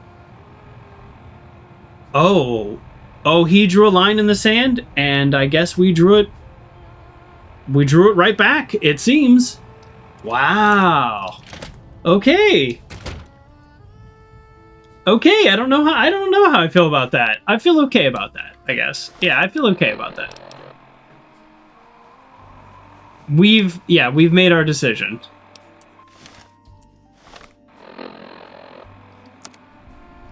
All right, now that we have knocked out these quests, we're going back to Baker Main Street, right? We literally went to just a few people unchatted before we did all that. So we are continuing. Saw another family heading down the 15 yesterday.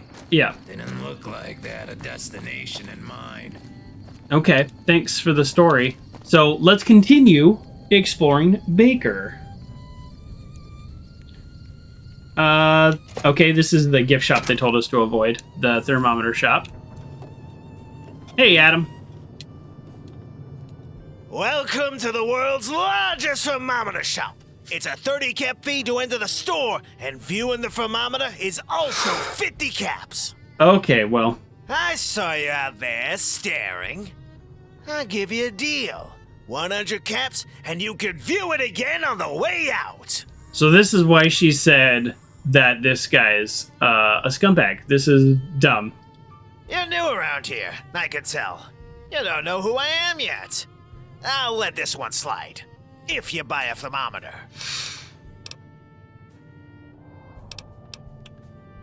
I'd like to buy something. Then you've come to the right place. Well, let's see what you're charging for your little thermometer here.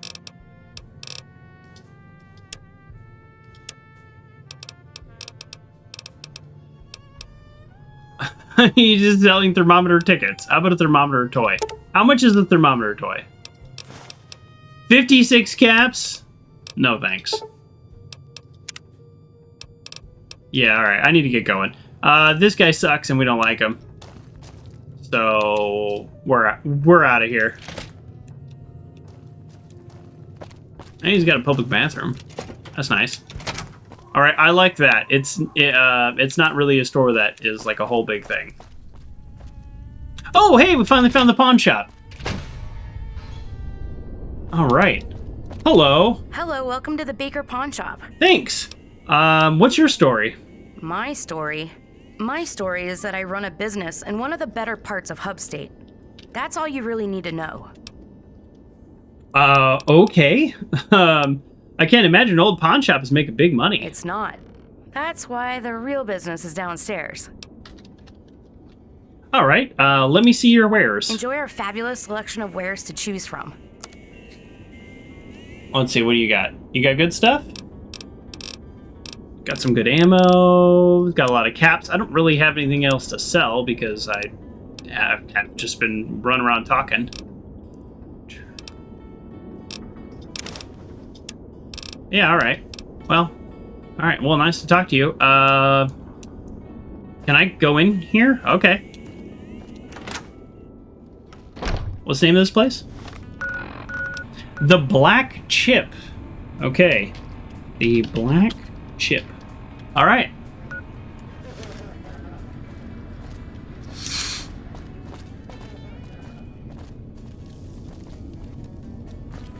Okay, this is a real casino. Oh, we've got another basement, potentially.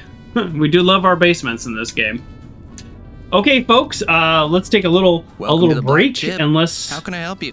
Let's win us some bungalow. I'd like to exchange NCR money for chips.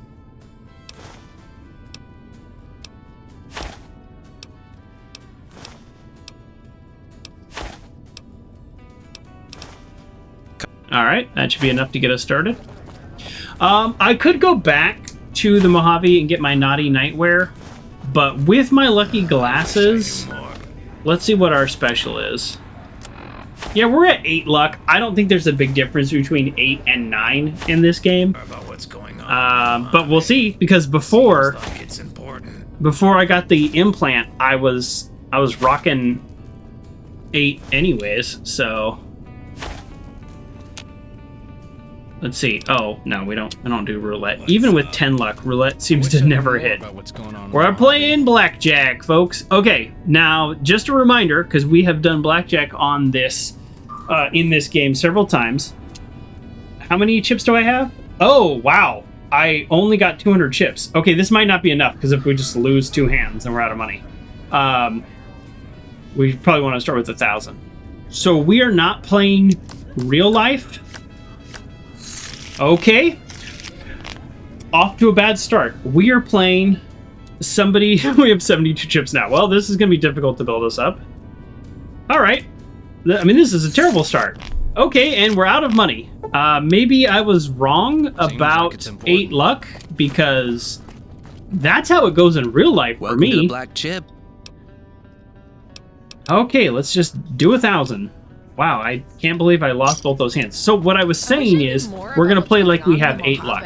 And when you play like you have 8 luck, you do a lot of doubling down, you do a lot of hitting on things you wouldn't normally hit, and you just kind of play a little more aggressively. Like, essentially, you're going for a 20 or a 21, you're not going for a 17. In real life, you would stay on 17. Not here. You're doubling on 12s. So like 16 versus a 9, you're going to hit anyways, but let's hit. There we go, I got 21. Why couldn't I have just... Oh, and I won 1 chip. Oops, because I didn't max bet. Why couldn't that have been my first hand, and then we wouldn't have to do this? Now we have 11, we're going to double down. And we have 20, so it's a tie. That's a normal double down anyways. Now we have 10, and we want to double down versus a 7.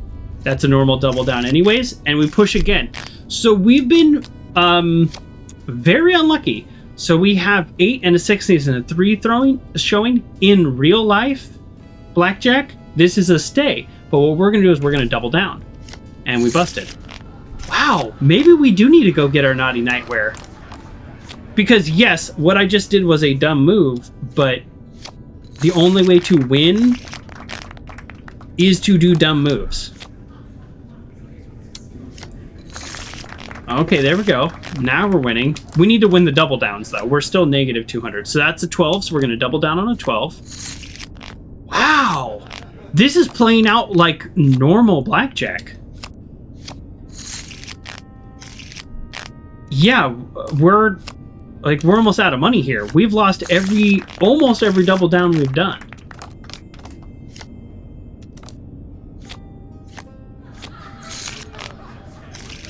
Yeah, wow. Okay. Yeah, we're almost out of chips. This is weird. If we lose all of this, like, he's not busting. This is so weird.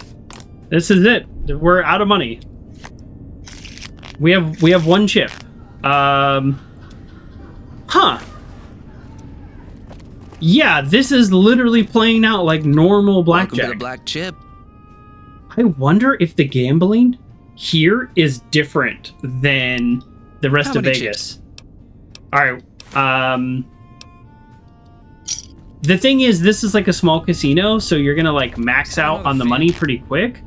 So that's why I was like, oh, I'm not gonna go all the way back and get my naughty nightwear for one more plus luck, because I'm not gonna need it. All right, we are down here. This is crazy. We're down 1,000 caps.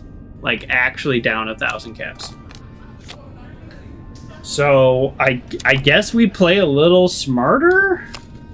Like, there we go. See, that would have been a double down normally based on this game, but I didn't want to do that. So 17, we're gonna hit. Normally you don't hit on a 17, and we did in fact get 22. But I mean, I said we're playing a little smarter, but we're not. There you go. So that's 19. He should have a 17. This should be good. There you go. Yeah, we're losing a lot of our double downs. We're going to hit this, which is a bad hit, and we're going to hit again, which is a bad hit. Okay, so both those were bad hits, but if he had gotten the 9, he would have got 21. So it's like we were destined to lose that one. Okay, we'll stay on 18. And he got 21. Wow. So even though I would say that some of the things we've done have been lucky,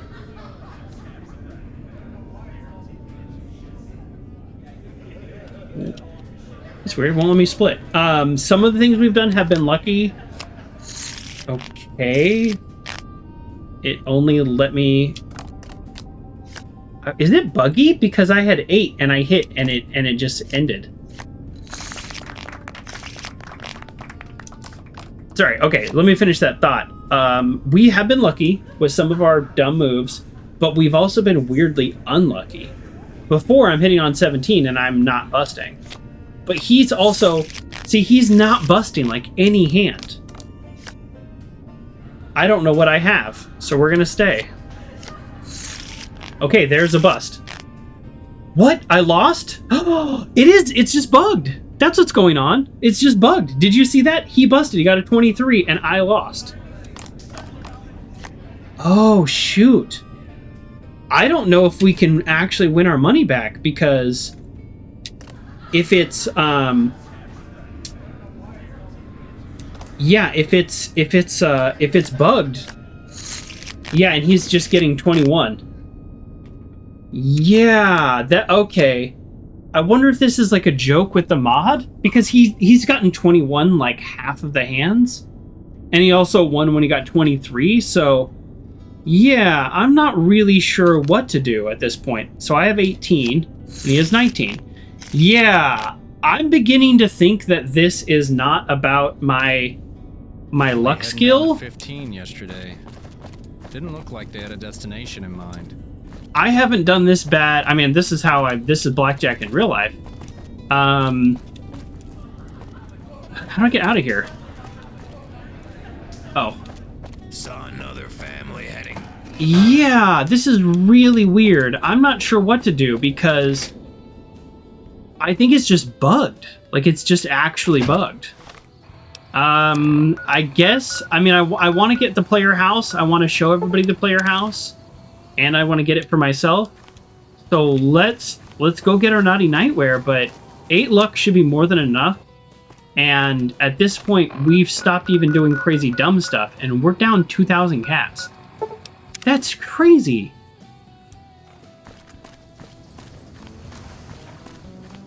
I do like that you can just leave the DLC whenever. Now, this is our current player house, and it's nice, and we like it, but... yeah, this is... yes. Causing a bit of an issue, isn't it?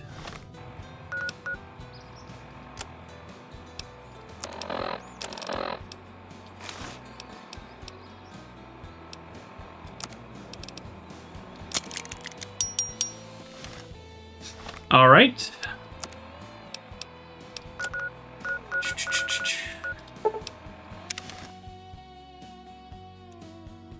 Yeah, this is really weird.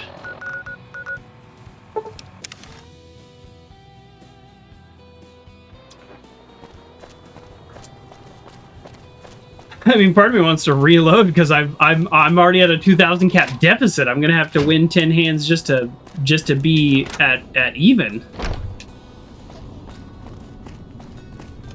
Welcome to the black. I don't know. It's just weird with 9 luck to be like this doing this bad, or with 8 luck. So, all right, let's see. Maybe there's a big difference between the 8 and 9. I don't know. I've played in this game with 8 luck and it's been fine, but clearly it's either bugged or the mod is kind of like messing with you. Okay, a 20 versus a 19. That's actually how blackjack normally works. And he could have 7 under. Nope, 19. That's a push. Of course he didn't have a 10 under. Okay, that's a 20 versus 17. We win. So far, these have all been really straightforward hands. Okay, so now this is in real life blackjack. This is a double down. Okay, we got 19.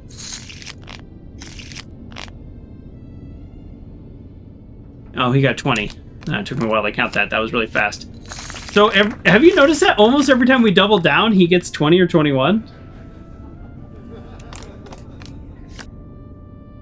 That's a little strange, right? Stay. Every time we double down, we lose, and that's what makes the money go by really fast. His card changed, but it's fine, because we got blackjack. So this is 12. 12 versus a 12, 12 versus a 2, you actually hit in normal one. We'll double down. And then he got 21. Wow! Every time we double down, he gets 21. That's weird. If I had just hit, would I have won? Okay, I'm gonna stop doubling because it literally doubles your bet, and every time we'll win 3 in a row and then lose a double down, and it's like, okay, well now we're worse off. See, we just keep winning, and then the second I double down, we lose. So this is a 10. This is always a double down versus a 3. We're gonna double down. There's 20, and he got 20. This is definitely different than the rest of this game. And I tell you, this is similar to my actual experience playing in a casino, which is why when I play blackjack in a real casino, I'm playing for $5 a hand. And not 200 caps a hand. Because it goes like this. So now we have 11, so we want to hit, and now we have 21. So we can't lose. He got 15, and for some reason the hand was over. Yeah, I think the DLC is really bugged with the gambling. So, again, we have 11. There's 21. Okay. I think the DLC is bugged. We had 17. It didn't let us hit or stay, and it flipped his cards over. It changed from a 5 to a 7, and other way around, and he won. So, I don't know what he had, but we lost. We're down 700 caps now. So we're, like, fighting our way back to even. And remember, this is with 9 luck. So I would not recommend doing this. I'm trying to win player housing. Yeah, that's like a super bust. Okay. We're down 300. Like, we're not even from our first major loss. So we're going to stay. Okay, that is 22. That's how it should end. Now we're going to double down. But every time we double down, we lose. But you have to double on 11. There we go. We got 21. We can't lose. But we can push. Okay. This is the first time playing that we're positive. Now we're positive 200. Okay, great. I doubled on that, even though oh, here we go. Hey, congrats on the winnings. Have a drink. This one's on the house. Keep on playing. Seems like luck is on your side. All right. We got a beer. Okay, that's a good sign. All right, let's go max bet. We're only up 600, so that must have triggered at 500 because we had doubled. All right, this is another easy double. Okay. Yeah, I think it's just bugged, and so I don't know what cards he has because I think the cards are not maybe real, so that's 19. It actually seems to be unbugged now. I mean, we just lost like 5 in a row.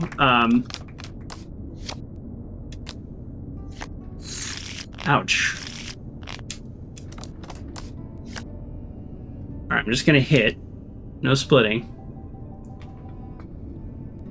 Mincola, have you done other quest mods? This is our first mod, like, DLC. The other mods we have, type exclamation point mods, it's just stabilizer mods and stuff.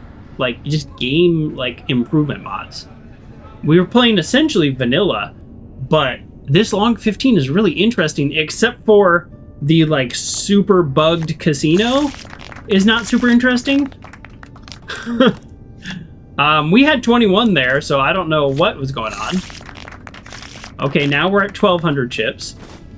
Okay, good. I'm glad this is not a casino where I can win 15,000 chips, because we appreciate your business. This is intolerable. The big guy upstairs told me to comp you a bit. Here, buy yourself a dinner. Buy yourself a dinner. Maybe take a break from the games for a bit. Yeah. So this is how it used to be, in case you want to know. This is how it used to be when you would go to Vegas. You start winning, and they'd be like, oh, great, what hotel are you staying at? We'd love to comp your room tonight, and maybe you can get dinner later. And the reason was because they used to want you to stay to lose all your money back. So this has happened to me, even like winning small amounts. This is how it used to be. Now, if you're winning anything on Vegas, they have a computer that keeps track of the count. And if the count is favorable to the player, and you increase your bet, they assume you're counting, which is not illegal, and they come over and they say, you can no longer play blackjack. They don't give you a beer.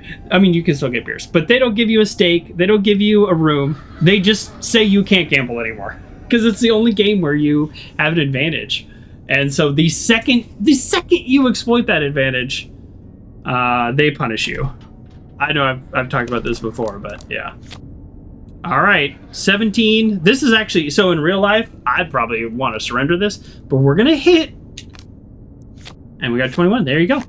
This is the luck 9. That would be a bad move normally. All right, I hope there is not much left to this gambling because of the bugginess and stuff. Oh, I hit surrender on accident. That was the wrong button. Okay, you got blackjack. All right, now we're losing again. Okay, now I got blackjack. Now we're winning again. Part of the pit boss's job is to spot good action. Yeah, it's just like, but now it's all computers. Exactly. And not only is it all computers, but they just don't care anymore. Man, even like, I'm talking small dollars. When I was like 25, and I'm sitting at a blackjack table with $40. And I'm getting comps and stuff, you know? And now, you can sit down with 5,000. They don't care. It's crazy. Not that I've ever sat down with $5,000. I don't think I've ever had $5,000 at one point. It's important. All right, here we go. Are we done? Look, pal, you're doing great, and we're all real happy for you. But you've been winning a lot, and we're a small operation here. Why don't you take this? A key to a bungalow over at the motel across the 15. Get some air. Take someone else's money for a while. That is the only reason we were here. That's literally why we came here. All right. Welcome to the Black Chip. That took way longer than it should have. I'd like to cash out. Caps, please. Whew, that was a lot of work.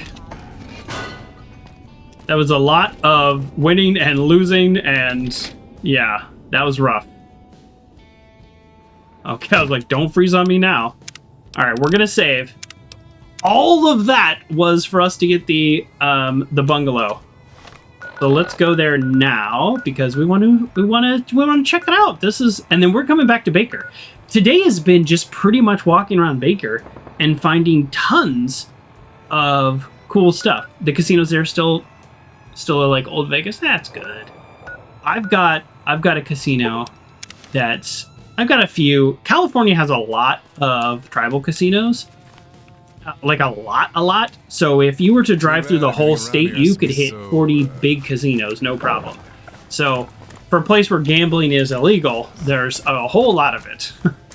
But I would say, and I don't have a ton of experience. I like going to Vegas because I like doing the fun stuff there. That's more than gambling.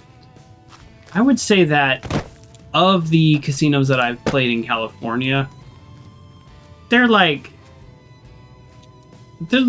not. I don't get the feeling of like big comps really taking care of you. At the same time, I know my brother, he's gotten like a free buffet or whatever, stuff like that. So it's somewhere in between. It's somewhere in between like old Vegas and kind of new Vegas, which is lame. Where's the bungalows? There it is. Okay. Let's check out our bungalow. I'm actually really excited about this. I don't care about the 2,000 caps I've won. Like, who cares? But I am excited about this. Hey, nice. Oh, it's a nice room too. Oh, this is mine now. This is mine forever. So this is a player house. They said they added multiple player houses, and I wanted a player house, and now I am at a player house.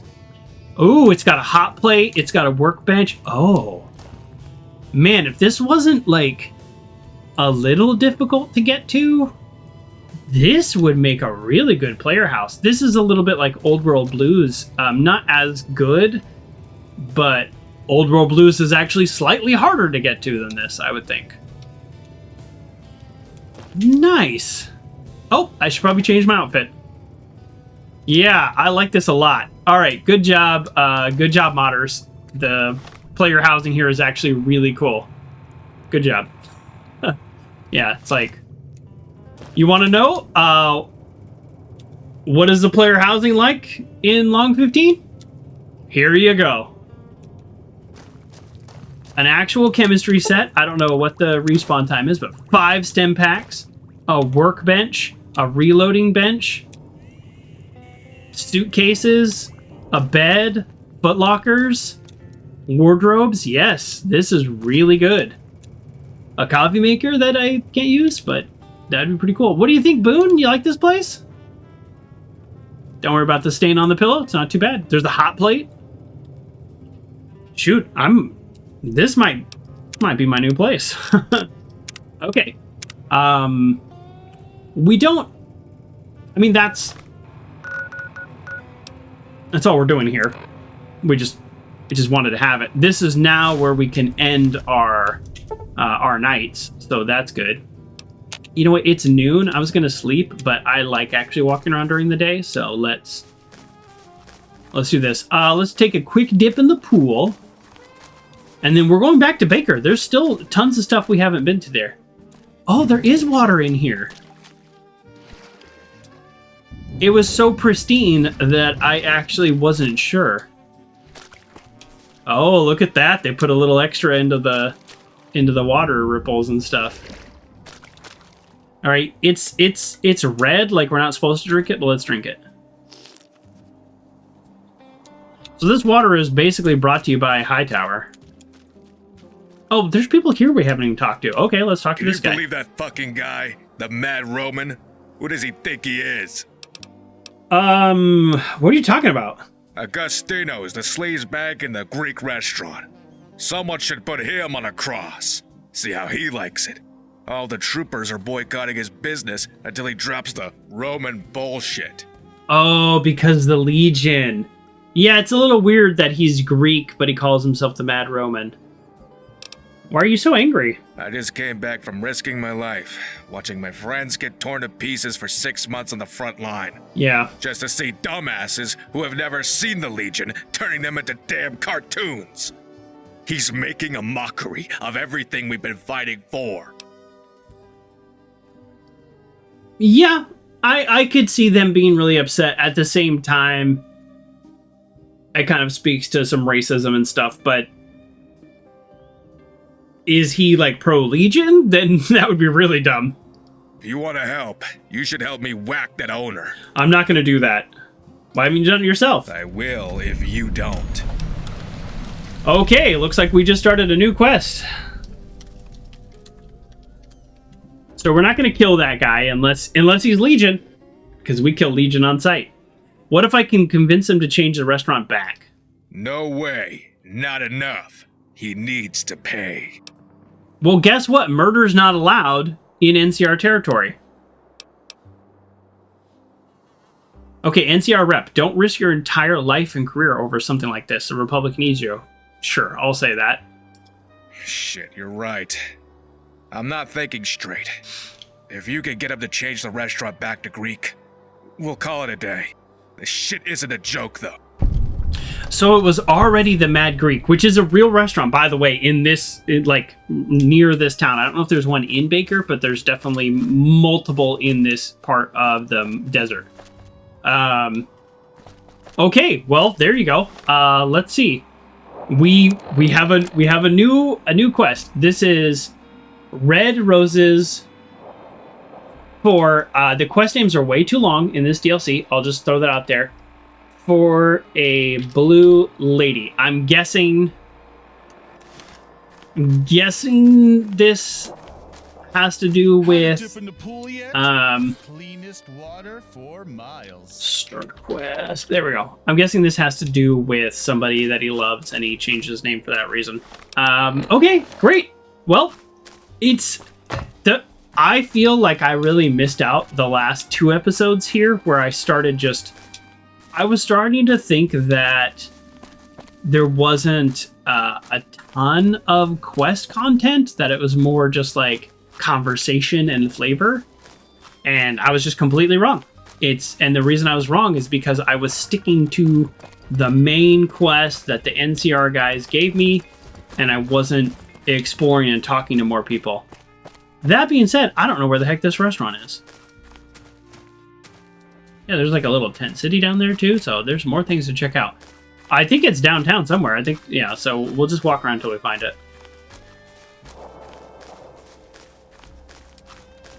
Maybe that's how we'll find it. I know I've walked by it before, so I wish I knew more about what's going on in the Mojave. I could tell you all about what's going on in the Mojave, but I don't think you really want to know. Oh, there we go. All right, cool. I like this quest. I mean, I don't know if I like it or not, but it says the best Euros in the NCR, but he's now being the Mad Roman. The Romans copied a lot from Greek culture, including like a lot of their gods and stuff like this. Most of you probably know this. I'm not telling you anything new and exciting. Yeah, but here we are. Let's go to the Mad Roman Cafe.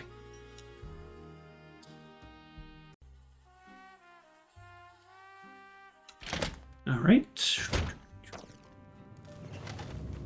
right. There's some patrons. What's up? See, I like that they're Baker residents and not Mad Roman Cafe, restaurant people. It's just like, I feel like at that other grill that was a little strange because it's like, well, these people can never leave, but Baker residents can come and go. All right, dude's just rocking a baseball bat on his back, but that's okay. Everybody out here is armed. They got a gun on their side or a shotgun. Actually, now that I say that, everybody out here is visibly armed. I feel like walking around the Mojave, that's not as common, even though people will pull out weapons. Huh. Oh, he's got a Caesar salad. Well, I'd love to see what a Caesar salad is. Welcome to my restaurant. This is the Mad Roman, and I am Augustinos. A pleasure to meet you. I wonder if me killing Caesar will will have like an impact on this conversation. Probably not, but that would be cool if they did program that in. Did you build this place? I sure did. My family has been in the Euro business for 4 generations. This is my foot forward in the business. I opened a Euro stand in Irwinville and saved up just enough money to come here. You saved up all this money by yourself? Yep, Stan might have bankrolled everybody else in a baker, but I'm the one true independent. Oh. Of course, the Honorable Freak Stanton publicly eating in here in front of his cameras did not hurt either. Okay. What do you have to eat? Gyros and kebabs. You won't find finer in all of New California. Well, you know what? Let me buy some things because I feel like that puts you off in a good... like a good start with people. So let's go Bighorn or Kebab. It's 3 HP for 40 seconds, which is not amazing. Caesar salad, which is quite expensive, but I haven't seen that anywhere else. It's not as good. It's actually not as good as the desert salad, so 21 for 15. Okay, it's the same as the desert salad, just way more expensive. And yeah, let's see. Anything else that's unique here? He's got balls, but we already have those. Okay, so now he's got money. And you know what that means? That means we are going to sell some ammo.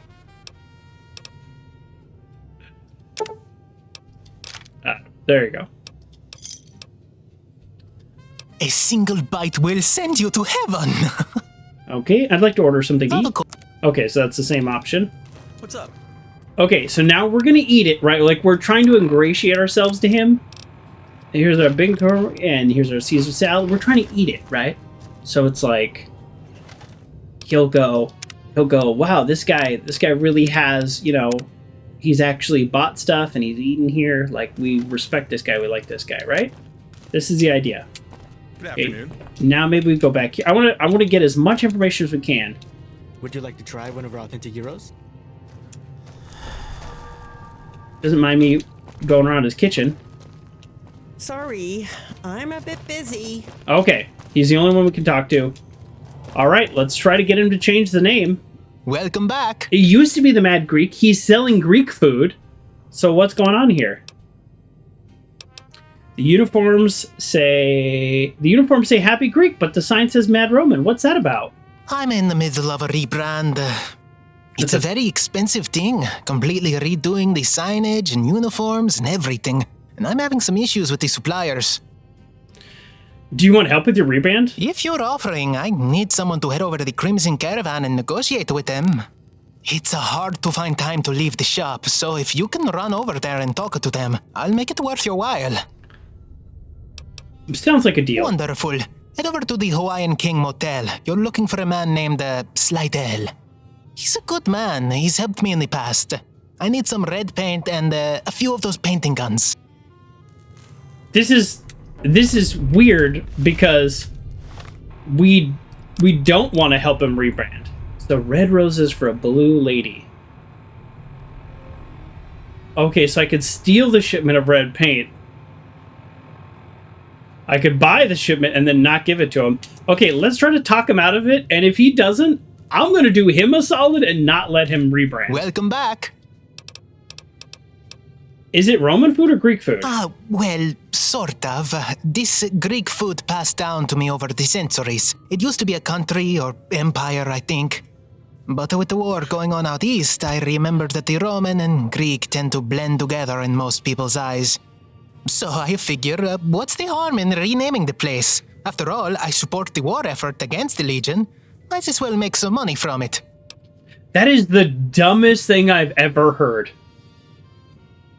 Imagine if you're in World War II era America, and you're like, well, we're fighting the Germans, so I'm going to rebrand my... trying to think, I was like, can't be Italian. I'm going to rebrand my... I'm trying to think of a food that... the Spanish food. Or actually, you know what? I'm going to rebrand my English food, my classic English food, to be Roman. Or not Roman, German. This is the dumbest thing I've ever heard. Why, like, why would you do that? Or maybe Spanish to German, because it's like Polish to German. I don't know, like, any of these things would be bad. Do you know anything about the Legion? I know that the Romans or something. They want to rebuild the Roman Empire and impose martial law on California. I'm not too sure what that entails, but it can't be good with how crucifix-happy they are. What I will say is that the skirts are very nice. They do have excellently toned legs. Real models of physique and masculinity. If nothing else, the Legion are fashionista visionaries. I can respect that at least. So he doesn't support the rebrand. I can do a confirmed bachelor. Yeah, those Legion uniforms look pretty nice. I like that. I'm not going to, but I think you should consider this rebrand. No way. The town needs something new, and Roma is unique. It's exciting. The people who want to dine in a Roman Colosseum, not a dingy shop in the desert. No, I don't think they do. Making a Roman-themed restaurant is disrespectful to the Republic and their troops. Joseph Banks will kill you if you don't cancel. I can do a speech check. I think I'm going to go with the NCR. This is kind of essentially what I was trying to say. Oh, this is just no fun. Nobody has a sense of humor anymore. The Republic and their brutish opinions are going to keep my business from meeting customer demands. Fine, I'll cancel the rebrand, but if this puts me out of business, you're definitely going to be hearing from my lawyer. All right. Well,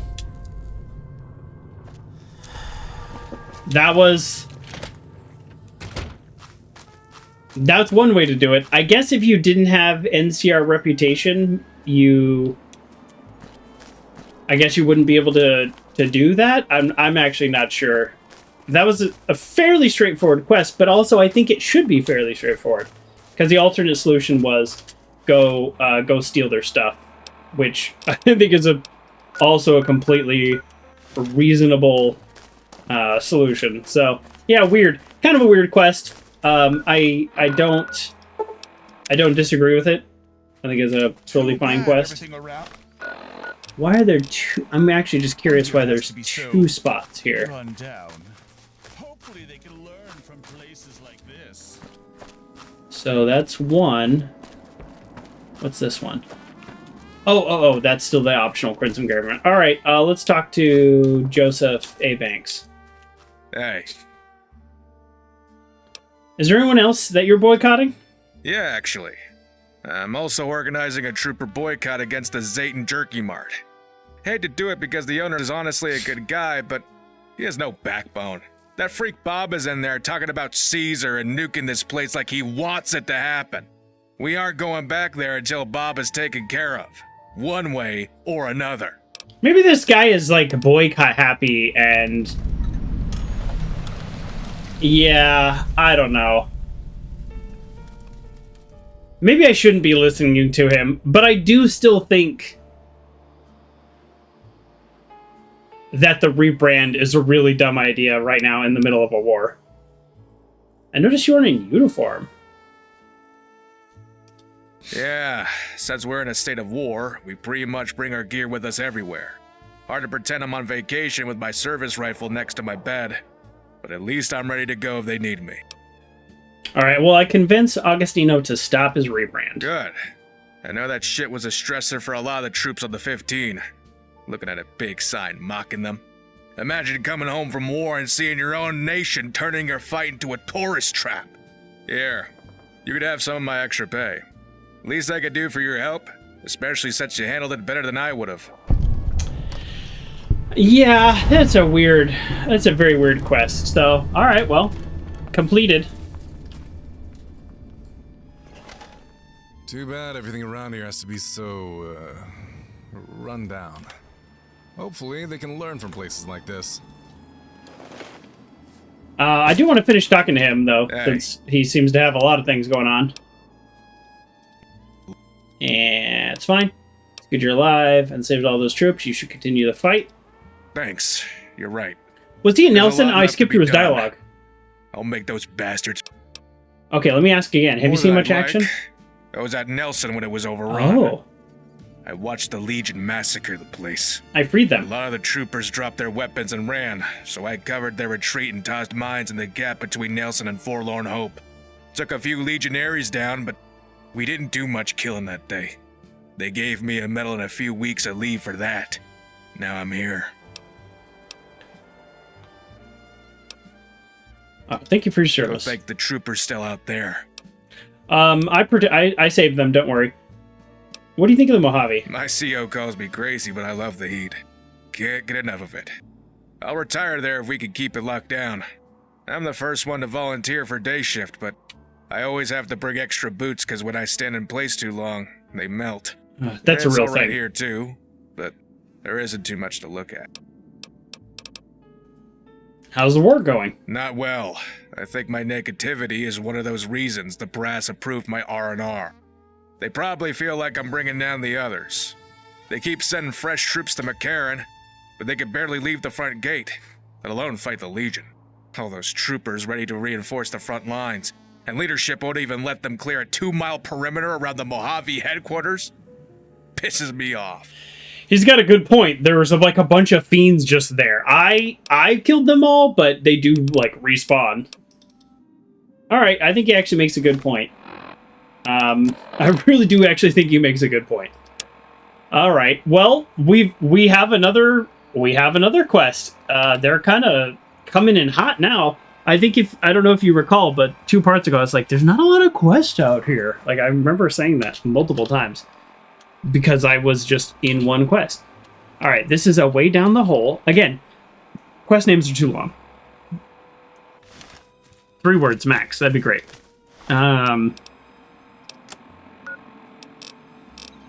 All right. So we've been wanting to go to the jerky market, so now here's our excuse to go there. Because we were going to go here anyways. So this is the Zetan Jerky Market. Okay, so this is again a very real place that exists right now. It's like alien jerky.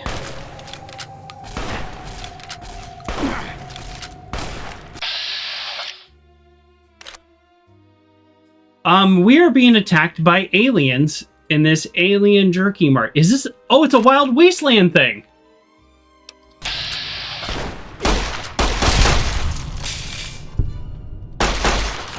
What? I mean, they're terrible shots. So we made it.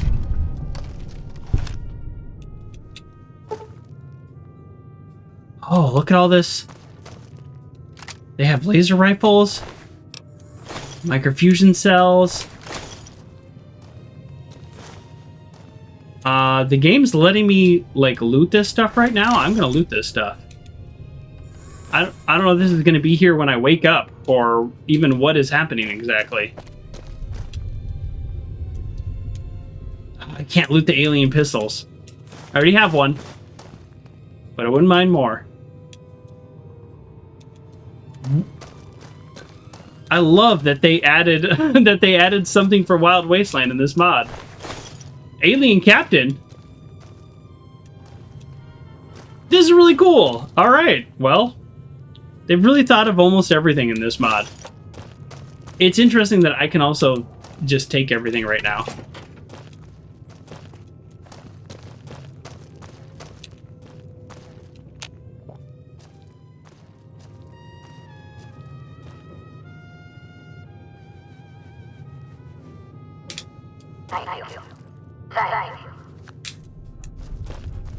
That's awesome. That was cool.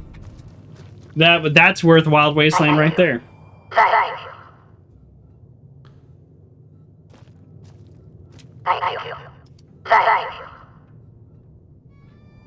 All right, that's pretty cool. Bunker Bob. Who are you and why are you talking to me? Did the feds send you?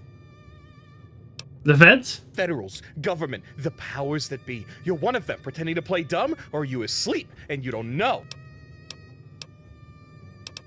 Why do you think the feds are out to get you? Because I know the truth. What truth is that? The truth about the world, about the powers that be, about the people who really run this world. Yeah, I got that. What is the truth, and who are the powers? The powers, the powers, the powers. You want to know the powers? The NCR state has a state within the state. I'm talking deep state. You have your CIO, your power brokers, your Brahmin barons, your Agra barons, the followers. They're all in on it. And they're just running the NCR on behalf of their masters. It's probably like not all that wrong, honestly. Let's continue listening. Look around you. This place, it's one of their control nodes. A giant thermometer built to monitor the weather so aliens can invade easier. A damn spaceship disguised as a convenience store. It's no coincidence that people have been seeing aliens all over in the NCR. Continue listening. And all those wars. I mean, people actually believe that the Brotherhood of Steel still exists. They are long gone, spirited away in spaceships. Oh, excuse me. The ghosts in Baja, rogue aliens defecting from their war in space. NCR has been sent to kill them. The Legion? Shit, you think the NCR didn't have a hand in that? Continue listening.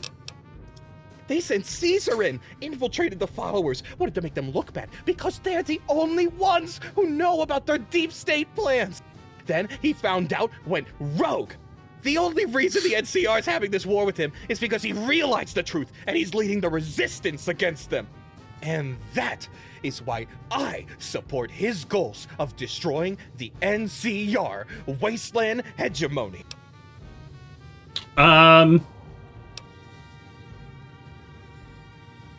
Interesting.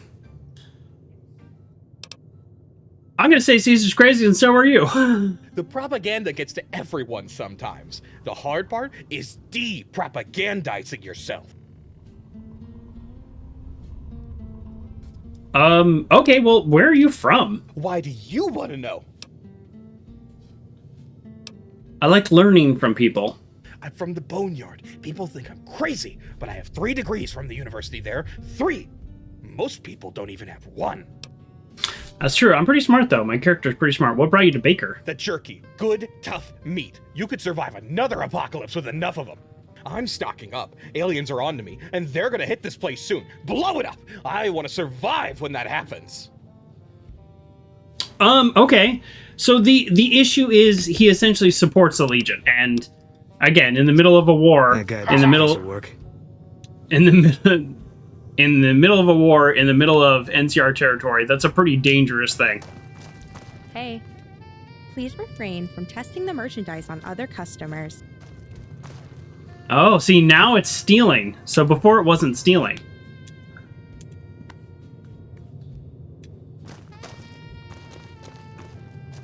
Hello. Some caravans got hit outside town a while ago. Yeah, I took care of that.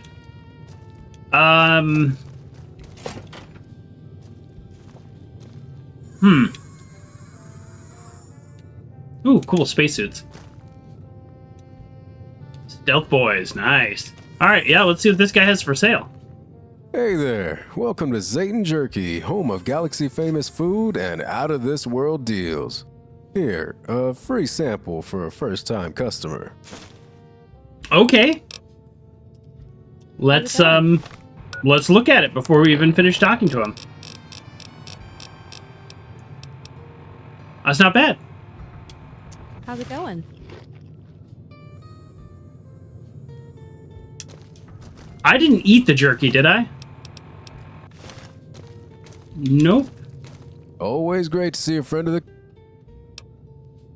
Thanks for the sheep sample. Can I have another? I'm happy to help once, but I can't give all my stock away for free.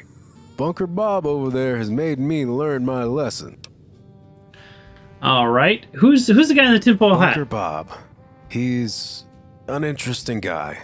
Is this a bug? Customers, but it's hard to say whether it's worth it to have him around, since he scares off most of the tourists.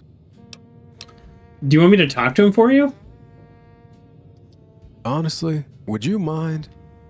I'm not sure he really has anywhere to go. But he's been talking about finding some underground bunker and waiting out Armageddon in it. Oh. If you can get him out of my hair, I'll give you a daily supply of Zetan Jerky. And I'll even throw in some ammo on top of it. How does that sound? I love that. Oh, and try to avoid politics with him if you can.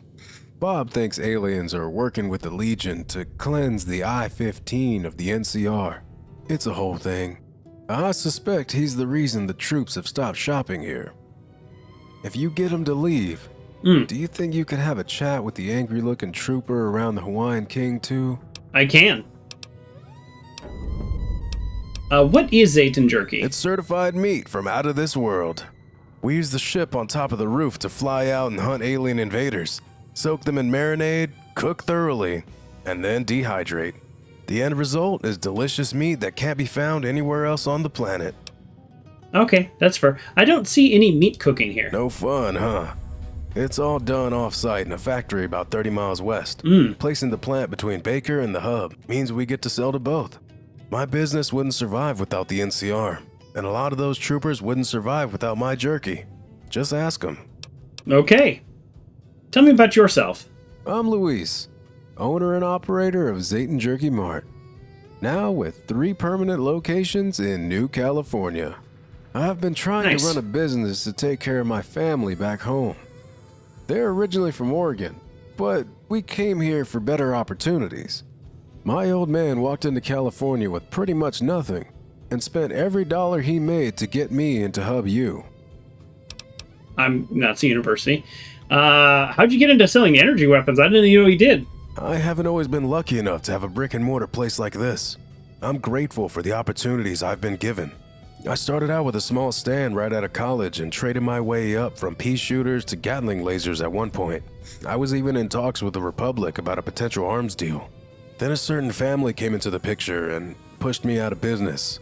My 2 security guards must have been tipped off because they were long gone before I even saw the black combat armor come around the corner. They held my family at gunpoint while their goons robbed my stand, destroying anything they couldn't carry. Wow. Please continue. Oh no, I'm gonna tell him. You should know that I killed the Van Graffs in Freeside. Whoa, you killed them? Why? Wait, maybe don't tell me. That will certainly disrupt their operations. Although that isn't their only store. How's a discount on anything in the store going forward sound to you? Nice. Tell me more about these competitors of yours. They're the most powerful energy weapons sellers in the Republic. They even used to hold their own against the NCR's army. Although those days are long gone, not much I can do as a single store owner to protect myself. Can I see what you have for sale? After how you helped me with my competitors, absolutely. Enjoy a 25% discount on all my wares too. Nice. I wonder what that actually means. Here, let's find something.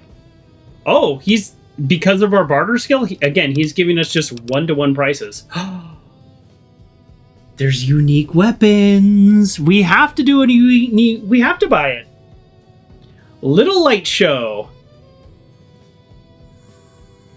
I don't know if it shoots 4 or if it's a split, but we're gonna buy that. It's cheap, so let's go. What's the DPS on this? 108, and the DPS on this is 136. So it's not like way better than your average laser pistol. And we'll go ahead and buy this laser pistol to repair it. Okay, so they gave us a unique weapon out here, but it's also not like crazy good. It's good. Let's see what he's got. I'll take that stealth boy. Yeah, I mean if I'm buying things at cost, the jerky's way too expensive. Yeah, I'll definitely buy a stealth boy at cost. What else you got?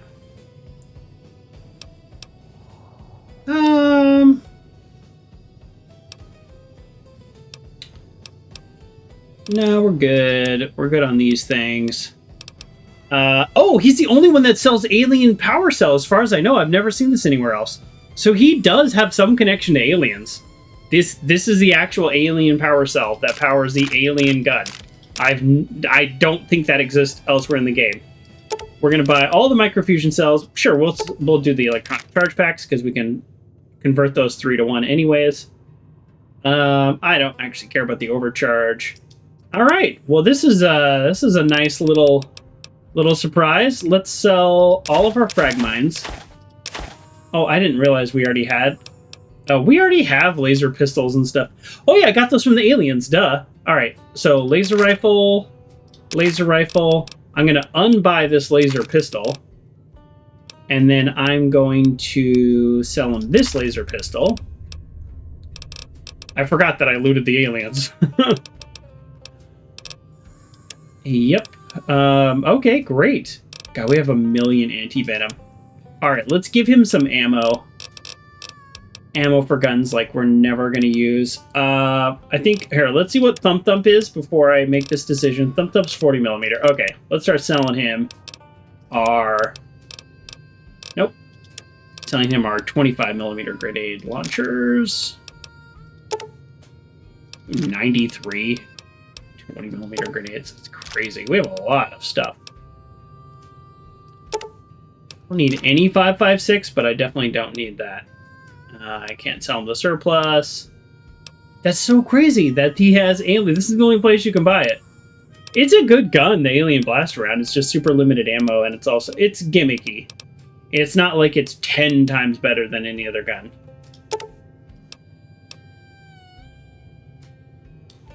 Alright, close enough. Alright, great. This is cool finding this guy. And I don't mind, I don't know if this is a bug or if it's because he gave me the jerky or what. Yeah? What's that? Oh. Bob, you need to get going. You're scaring off customers and making people uncomfortable. Trying to push old Bob out, are you? Can't say I didn't see this one coming. Then want me back in the junkyard, back where I can't spread the truth. I ain't going! How can I convince you to leave? Oh, Bob needs somewhere to hide out. Help me prepare for what's to come. Until then, this is the best place I could be. I figure if aliens are gonna flatten this place, why not hang out where all their stuff is? See, Bob always stays a step ahead. We'll consider going to the junkyard. Maybe you can get on the radio. No, I don't want to tell him that. What if I find you a place to stay? Well, it better be a nice one. Oh, Bob can't just stay anywhere, and I've got to wait out what's coming. How's about a bunker? Yeah, I'll look. Things are looking up for Bob, eh? I may even let you ride out the apocalypse with me. You could be my personal lackey. That sounds great, Bob. Okay. I kind of like this quest. I hope our vision improves. Okay, so it is something to do with that store. I don't know how much of that is Wild Wasteland and how much of it is just that store, but it's interesting. Okay.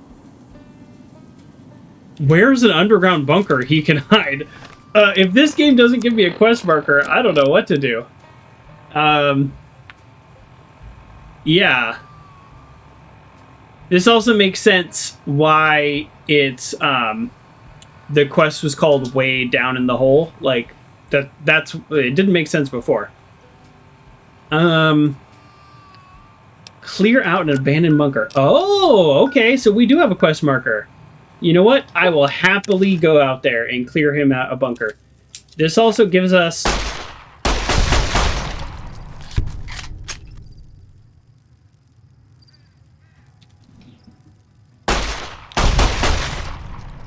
Boone? You good? This also gives us a chance to... All mine. Thank you, Boone. This gives us a chance to get some more map markers, too. All clear. So, this is good. This is really good. Okay, so... Underground bunker. We're just rocking our pistol just for... Oh, never mind. We got a new gun, remember? Let's test this guy out. So we got the Lil Lightshow unique weapon. Okay, great. I'm assuming it's unique. I don't know. And then we'll repair it with that laser pistol. Okay. So, let's see. We have 20 in the chamber. I don't know. Okay, it does shoot 4. I was worried that it shot 4 because if it shoots 4, it's actually not any good at all. Because see, it's 8.2 times 4. So it's like it uses 4 ammo, so it's really not that great. And if you look, it's very erratic. Look at the burn marks on the side of the barn. Yeah, they're kind of all over the place. All right, we'll shoot a few creatures with it at different distances, and then see how it goes. Okay, well, that was sad. All right, so Lil Lightshow is. This is boring. And on the side it says eject. I mean, it looks cool. It looks really cool. It's a cool looking gun. They've got it branded with the alien stuff. That's all of that's fun and and whatnot, but no, it is like objectively not a good gun.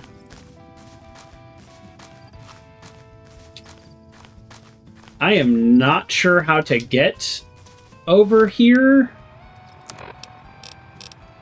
though, like at all. It could be maybe from the gas station and then we come around, but there could be a gap here. So let's try to do that. So we'll go this way and we'll look for somewhere to turn right.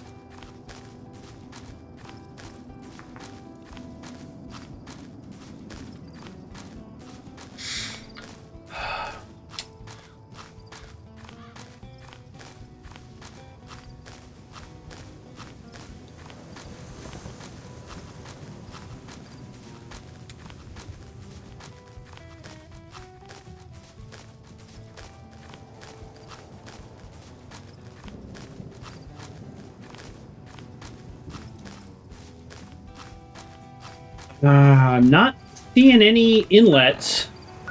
Well, it looks like it'd be right here if it is anywhere, so...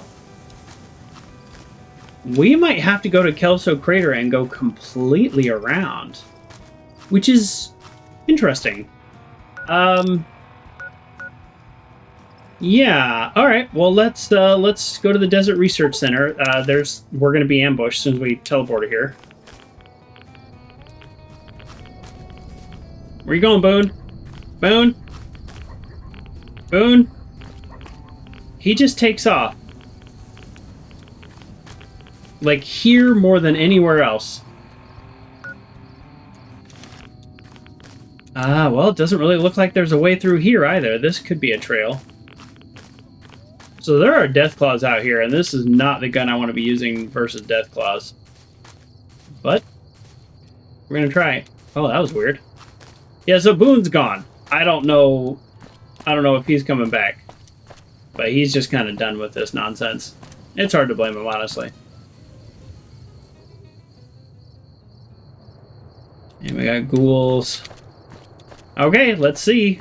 Nope, invisible wall right away. Darn. I mean, even without invisible walls, this is... I don't know what to do. The last quest we had like this, it turned out that it's in the Mojave. It's not even here, but I think this is here. Okay, so here's what we're going to do. We're going to switch guns because that gun is terrible anyways. It also explains why it's cheap. Like, they're not trying to pretend it's an amazing gun.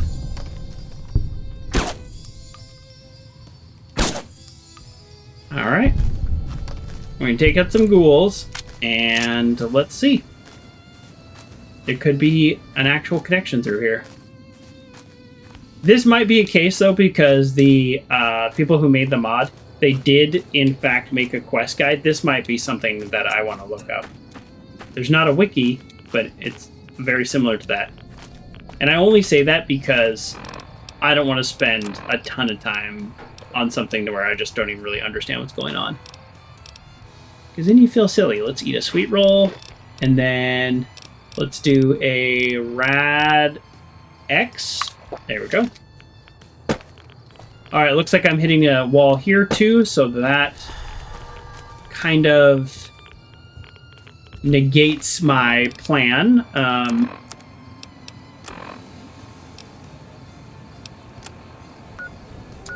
Yeah, not sure what to do. Alright, let's try the gas station. Spotted. Alright. Ooh. I just one-shot a Deathclaw. Probably a young Deathclaw, but still. Pretty cool. company. I know. Okay, let's try this. This looks... Yeah, this looks kind of promising, actually. All clear. I'm wasting valuable ammo. Let's switch guns. And speaking of ammo, let's switch to Hollow Point, which is especially good versus things with no armor, like animals, with the exception of Deathclaws. I believe Deathclaws have armor. And so we should be able to one-shot any mole rat or anything like that. Okay, this is actually looking kind of promising. Yeah, okay. I think we found the right path. I think my first instinct was right. I should have come this way. Look at this, a little watchtower. Can't run from me.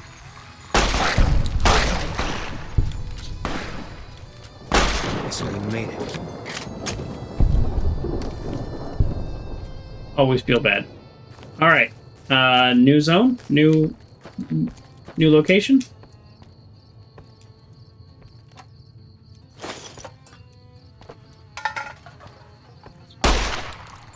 All mine. Is a storm about to happen out here? I know. Kerr, I played through all of Last of Us without killing a single dog, but it's just not going to happen in this game. It is just unrealistic.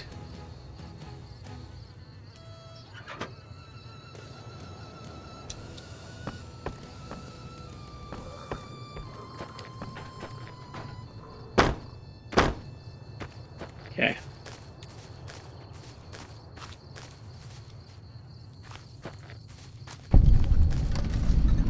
Okay, what the heck? Okay. We've discovered Cima Cinder Mine Camp. Alright. Yeah, sure, I'll take some free dynamite. Cook anything? Oh, we actually can.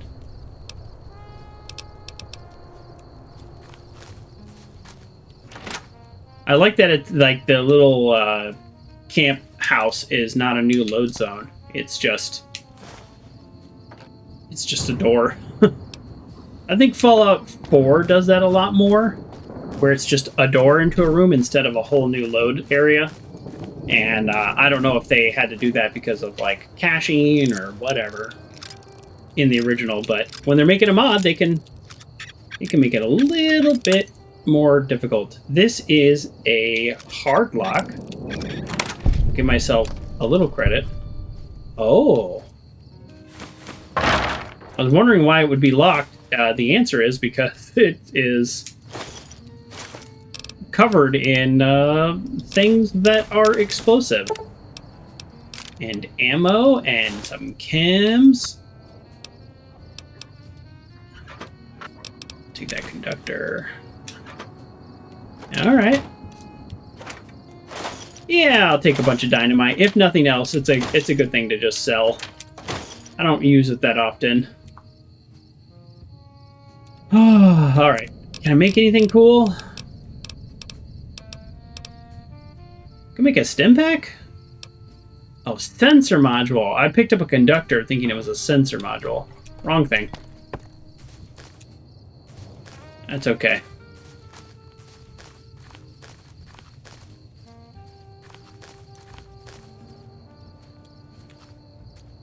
Let's go here and trigger another location because I think we need to, like, we're going to backtrack a little to the actual place we're going for the quest.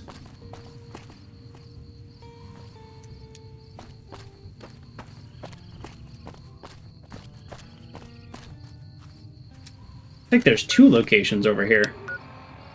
Oh, wait, no, that's where we're actually going. Okay, sorry. Let me trigger the other location and then go where we're actually going. There's a lot going on out here.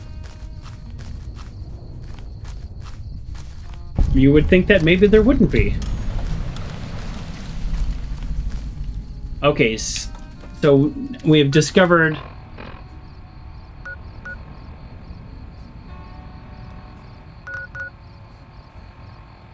Alright, we have discovered Cima Cinder Mine South.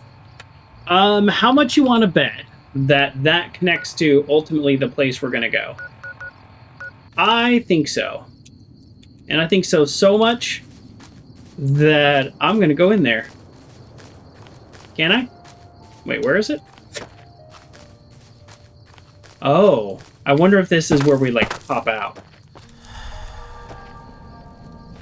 Alright, let's go it. Let's go it. Let's go in it.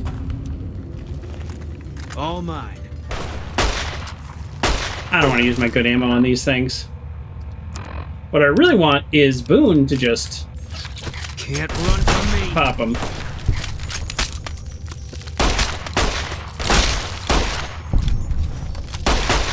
This is where having a companion really comes in handy. All clear. Enemies that take 1 or 2 shots that are just kind of all over the place. Haha! See? See, the quest wants us to go in a certain way. But I think this is the better way. All mine. Yes. I think it's actually secretly smart to go in this way.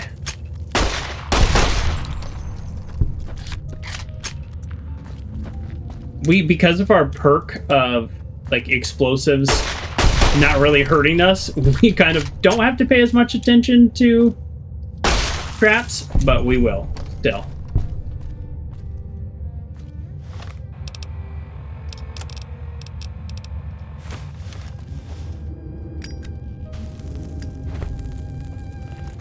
All mine. Yes, I know that's overkill. But when has that ever stopped me? Ooh, dirty. Not dirty. Dead prospector. They're also dirty. The nature of the job. That was a horrible throw. Thank you for asking. It'd be a little funny if, like, the mine collapsed. Did I just do a circle? No?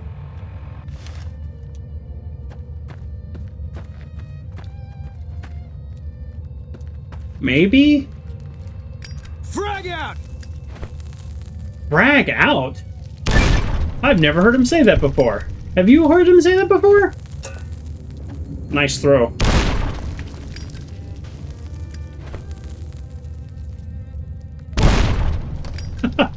I can't believe the giant mantis didn't die from a grenade. Without the perk that makes explosives stronger, they're actually pretty weak. Which is weird to think about.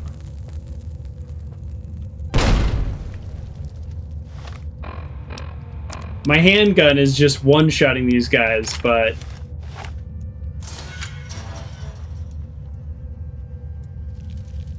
But then 2 sticks of dynamite and they're still walking around.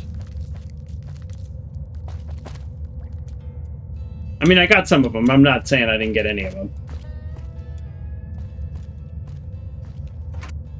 Yeah, but meanwhile, if I had the perk, it probably would... I would have got them all pretty easily. Ooh! So when they say explosives crate, they're not joking around. Oh, yeah. Plastic explosives, all kinds of stuff. Alright, great. I suspect there will be more traps in here. I also suspect that those traps won't kill us.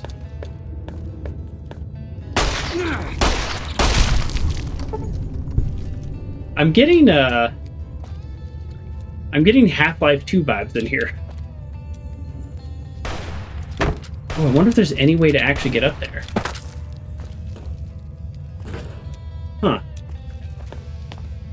Is there any way to actually get up there? Oh, yeah. Okay, here we go. Calm down, Boone. Spotted. Yes, spotted. Go take him out. Do whatever you need to do to feel comfortable. Alright, let's keep going. Let me look at the local map again. It turns out this mine is pretty cool. Alright, so this does loop back around. Okay. So this will bring us to what? Like the door? Yeah. Okay, now here's the door. All right.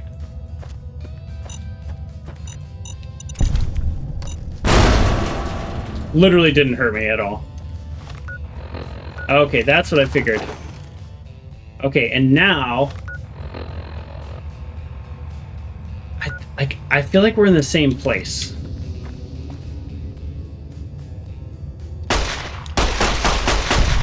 Wow, I missed a lot. Alright, we got geckos now. Something a little bit tougher. Maybe. Oh, maybe not. Chemistry set that I can't get anything from. Here we go. We've got a note! This is the... What, is this a, like, first note in this level? No, there's a couple notes. Alright. Okay, I've captured a gecko. Oh, oops. And a remarkable specimen at that. I've decided to bring it to this abandoned mine for closer study. The others at Big Mountain mock me for my pointless research, and they are laughing when I return. The creature's behavior is fascinating. It doesn't lash out or flee like the others I've observed. It just seems curious. It watches me. I've set up a small enclosure to keep it contained. Did I just kill this gecko that is not hostile? That's so rare for me. Usually I'm very cautious about that.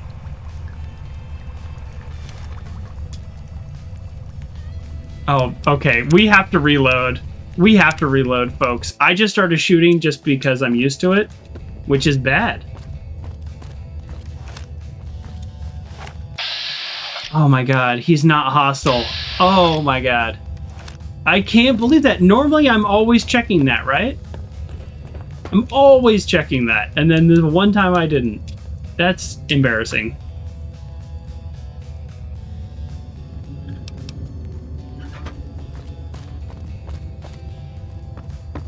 That's embarrassing.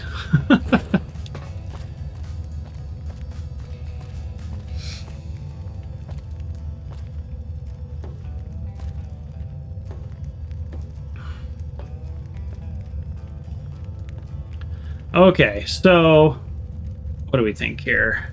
We talk to the strange gecko? Well, we're not gonna be able to talk to him, but I don't want to go anywhere else until we obviously resolve this.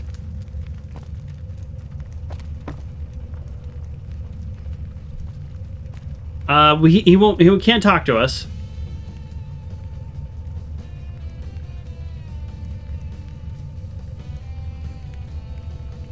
Okay. Well, then. We got a hot plate. Oh, yeah. Well, let me take the note that I've already read. So they're trying to imply that he's a scientist from Big Mountain, unless he just left Big Mountain. I don't know what... Like, you know... Oh, here, I'll take a Wonder Glue. I don't know what he's doing here. Because it'd be hundreds of years old. Okay, so here's number 3. Let's wait until if we can find note number 2. Just based on the layout of this place. Yeah, he just watches us. That's exactly what he said. Just watches us. Yeah, I mean, we're a scientist. We have 100 science. We have 100 repair. We have 100 everything. I should be able to interact with these machines. Okay, and here we go. Okay, so this is number 4. Well, there's a shotgun. I'm guessing...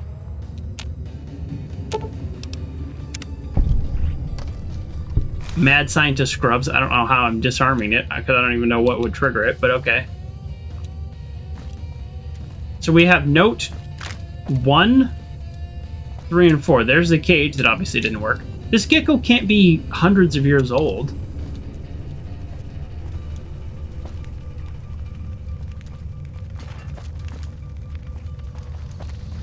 Yeah, I really want to find note number 2 before I read them all. Just, you know, just to do it. All right, let's go up here. Maybe he was working.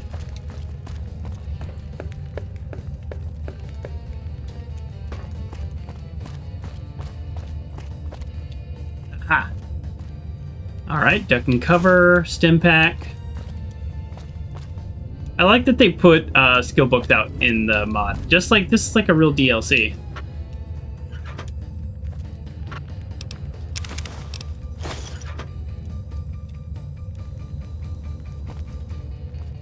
Okay, yeah, note number 2, I wonder if it's just one of those things that's, like, intentionally missing? Or if it's here and I just don't see it. It could be intentionally missing because there's, like, vital information that's not there. Never mind, it's right here. Okay, here we go. Let's read these Gecko notes. Alright, so number 1, success. I've captured remarkable Gecko. I'm from the big mountain. The other research laughs at me. He's different. I've set up a small enclosure to keep it contained for now. Something about this one feels different. I'll monitor it closely over the next few days and record my observation. This could be the breakthrough I'm waiting for. Is there a date on this? No. Number 2, today I swear I heard a voice. Not with my ears, but with my mind. He started with a little word, closer. It's not telepathy, it's something greater. He shares his mind with me, like opening a door into another world. I see the plans before they form, the strategy, the cunning. He now says he's older than I can imagine, and that together we're destined to shape this place into something new. I'm running out of food. My headphones are doing that crackly thing. I know you guys can hear it, but not as loud as I can hear it. So we're gonna just do a quick little unplug and plug them back in. That seems to fix it, usually for a day or so. I'm running out of food, but he tells me that it doesn't matter. They'll say I'll transcend June and join him in a new form. Okay, so this guy's just losing his mind, right? He's guiding me now. The traps, his idea, brilliant. He whispered it while I slept. Says the mines are... Set the mines here. Build a tripwire here. It's all so clear when I listen. I told myself it was madness. But the results are undeniable. A prospector came into the mine today looking to steal what I've been building. They walked straight into a trap I laid. Number 4, the Gecko betrayed me. He set the last trap for me. Of course, it makes sense now. He needed my hands to build, but I was always disposable. I see it clearly. Even in this pain, I was just another piece of his grand design. He's more than a creature. He's something else, something greater. If you find this, do not trust him. Do not listen to his voice. Do not let him in. I hear him laughing now. There's no date on these things, but the prospector's body was relatively fresh. But again, what scientists at the big mountain... The timeline's all off here, but... This is kind of cool. What a cool little quest. I guess... Yeah, I guess he died on the last rigged shotgun. Do we turn on the radio? I don't know. Mojave music radio? No. I was just kind of wondering if, like, maybe one of these radio stations was the Gecko broadcasting, but it looks like... It looks like no. It just looks like there's nothing. I don't know. I don't think we kill him. I think the scientist guy was probably just crazy. All right, let's get out of here. What a weird little side story. All right, I'm gonna make a note of the strange Gecko. So I think that's actually kind of fun. I mean, he walks around. There's plenty of, like, mantis for him to eat. So I don't know if he eats and then comes back, or... You know, there is a bit of a noise here from these machines. On this DLC, they added a lot of ambient noises and stuff, and I think that's kind of cool. Yeah. I'm just not seeing it. Alright, let's keep going.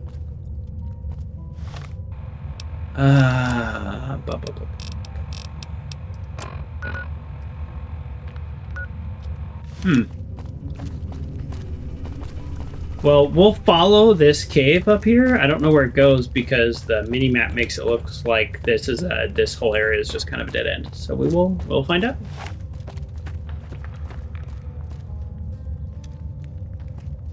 That's exactly what it is.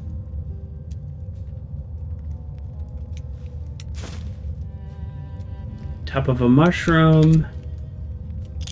Frag grenade. Okay.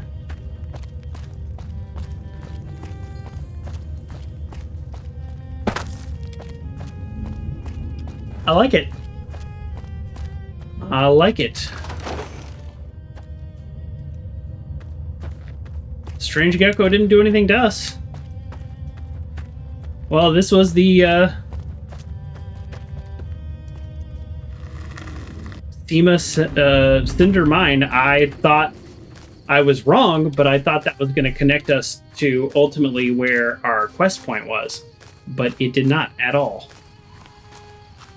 So let's continue.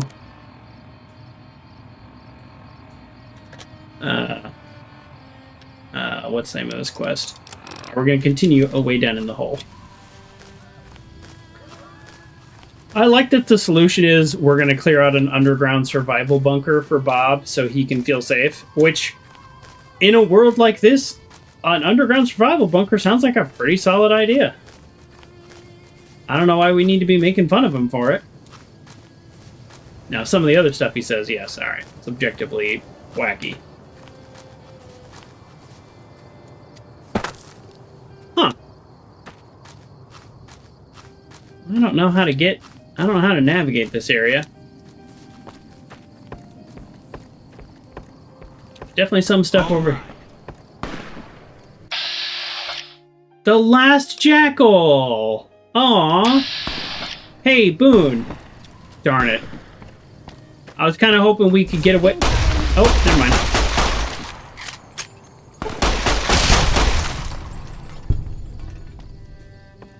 I was sort of hoping we could have a peaceful resolution with the last jackal. But it turns out, nope. Absolutely not. I'll take that worn out jackal armor, though. I like that it's a completely unique asset. We might try to hold on to that, but I also might forget. Alright, this is the Mojave Megaphone. What an interesting name.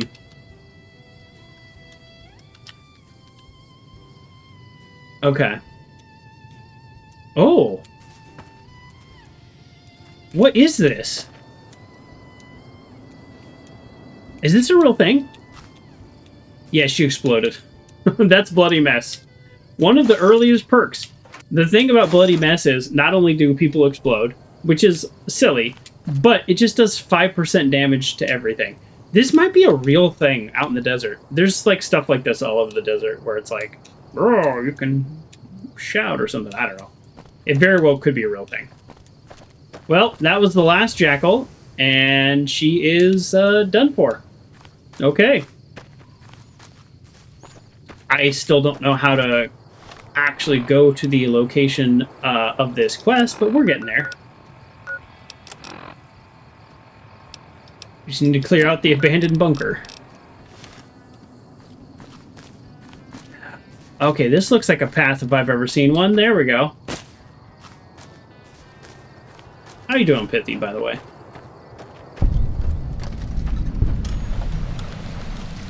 Alright, 357.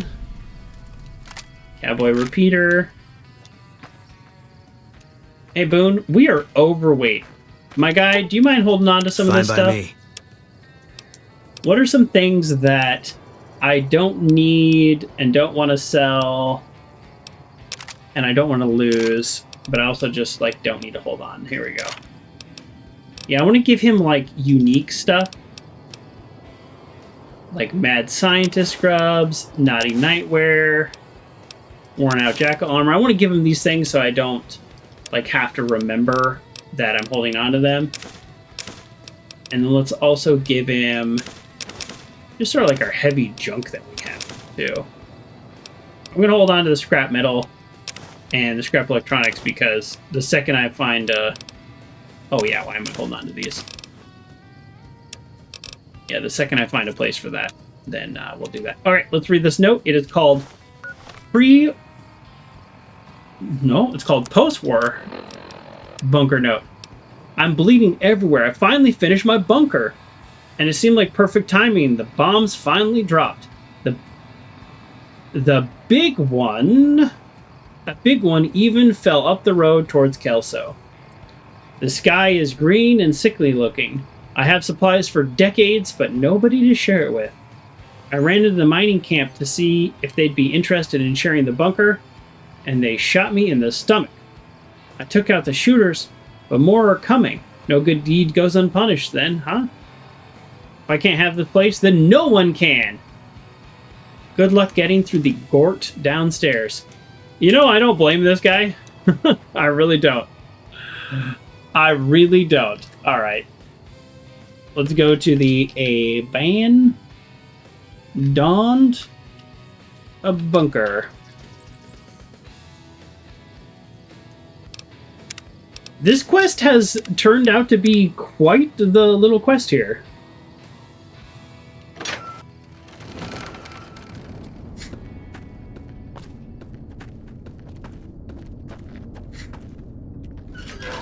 So there's a Gort. How much you want to bet the Gort is maybe like a robot or something? And he literally just came out to tell people, hey, I have supplies for months. You want to like come live with me? It's so true that they would just immediately turn around and try to kill him. Like, absolutely. All right, let's build that weapons repair kit I've been threatening. If we had Wonder Glue, we'd be able to make, I think, at least one more, maybe two more.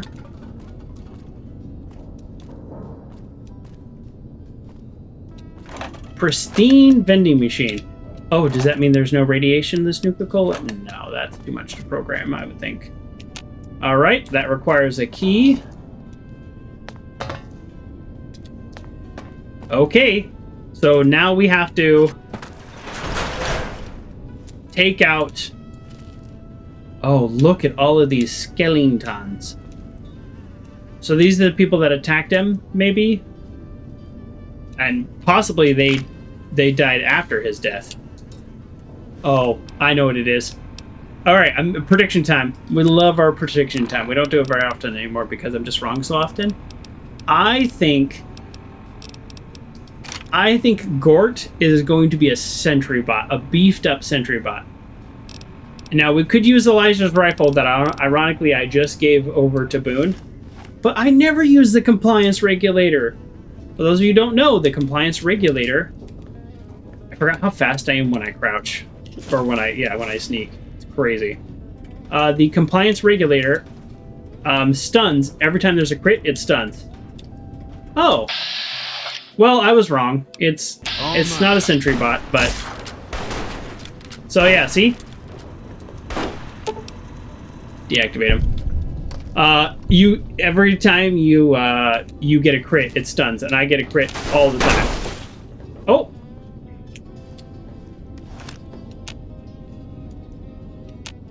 I kind of broke the game by deactivating him when he was stunned, and then he got back up and was friendly, and now he's not.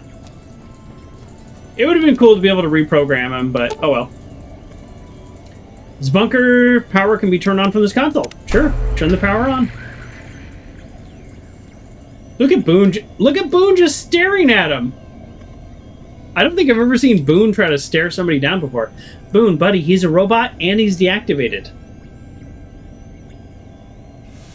It's over. He's a robot and he's deactivated. Look at this stare, though. This is how Boone gets his reputation. All right, you got this, Boone. I'll leave you to your staring contest with the deactivated robot. I don't know who's gonna win.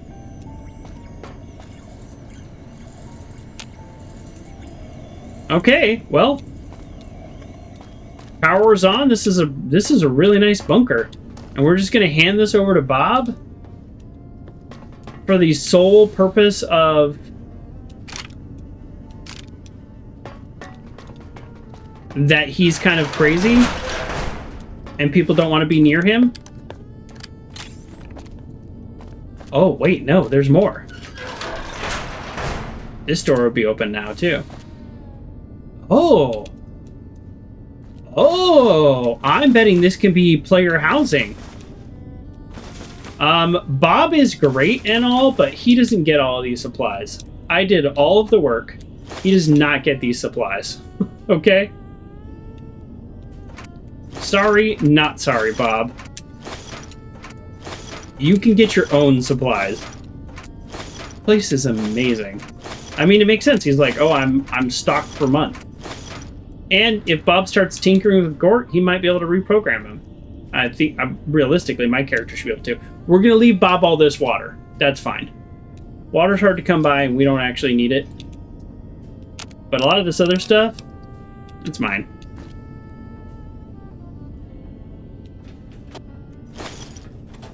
I actually did not mean to take it. We'll definitely leave Bob all the clothes. I know he's into that. There's 2 beds, so maybe actually the point is you could share this with Bob. Oh, I bet that is the point. I bet that is the point. It's probably player housing, and you can still finish this quest. All right. I read on the mod that there's multiple player homes, and so far I have one, and I believe I've discovered 2 others. Yeah, this is a really nice bunker, and we got rid of the last jackal there, so kind of probably the biggest threat that Bob would have likely faced. Whoa, whoa, whoa. What? What is this? What's on the local map? Oh. Oh, it doesn't think we've cleared out the bunker yet. What does that mean? Oh, is it because we deactivated Gort and we didn't destroy him? Oh, I wonder if we kind of broke the sequence of the game by doing that. Yeah, so my camera's in the way, but see the quest marker? Quest marker is on Gort. I almost never look at the quest markers until I get confused. Okay, well, I think we're actually going to have to take him out, unfortunately.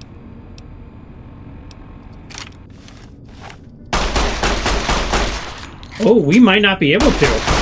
Oh, no. Okay, good. I was like, did we just break this quest? There we go. Now it says we've cleared it out. And now it's telling us to restore the power, which we have done. We broke the sequence there. Oh, no.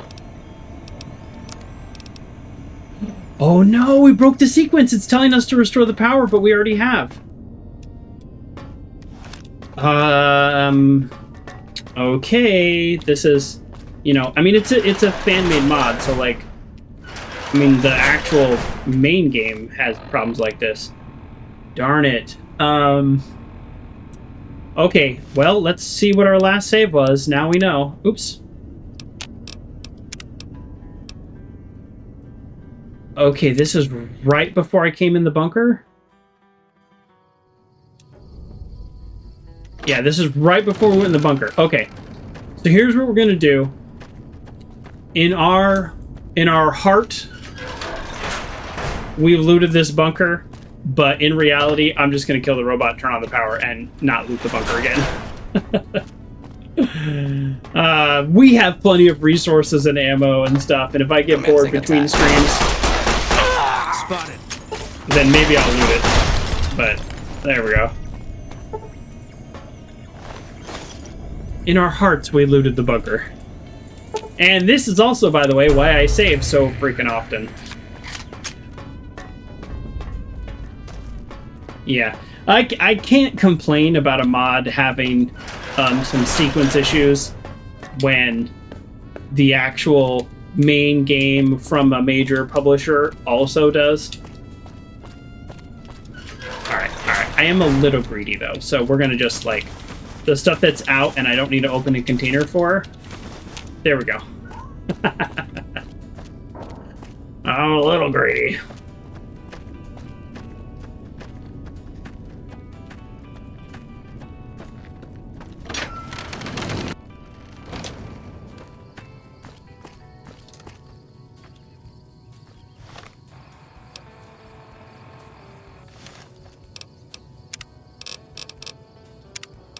Okay.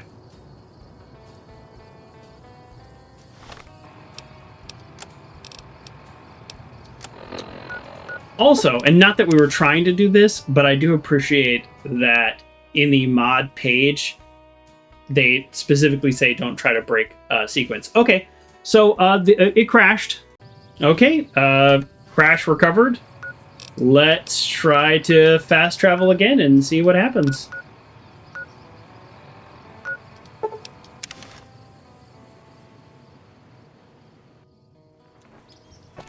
Oh boy. Oh boy. Alright, let's go into the Jerky Mart. Will it be blue again? We don't know. Alright, Bob. Hey, you weren't tailed, were you? No, I could see you. No, I found you a bunker and cleared it out. The power's on and the place is ready for you. That's what I'm talking about. Let them laugh now, but I'll be the one laughing when they're pounding on the bunker door, making for old Bob to take pity on them. Door stays shut, no matter what. Feds won't take what's mine. Yeah, I mean, you might want to, like, come in and out every now and then for supplies, but okay.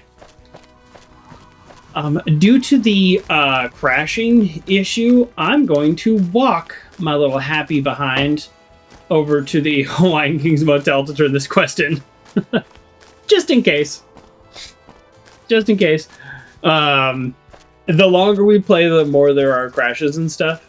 And I'm not sure what to do about that because I don't want to uninstall the mod and have things break. But, oh well. Okay, so let's actually finish this quest. The point of this quest is that this NCR guy was angry that Bob is a fan of the Legion. Definitely. Hey. I think in the end, this is good. So, Bunker Bob has promised to leave. He actually already did leave. If I helped him find somewhere to stay. I kinda hate to see good things happen to someone like Bob. At least he's out of the picture. You could tell Lewis will lift the boycott to his store. Thank God this is over. I can't live without that jerky. Oh. Going to hit up the 9th island later. This is... Can't wait to dig into a juicy steak. Have you seen that tower on the strip? It seems like one step too many, you know what I mean? Like, I go there to talk to Bob, I come back here to do this, I go, you know what I mean? Like, it's a little too back and forth. I wonder if I could have talked to this guy before that. And then it would have been in sequence. I feel like the answer is yes. So it's just the matter that I chose to do the quest that I chose to do it in. But it's a short walk. This would actually be a really nice place if you consider how hard it is in the Mojave. Being around Baker, outside of the politics of stuff going on, this would be really nice.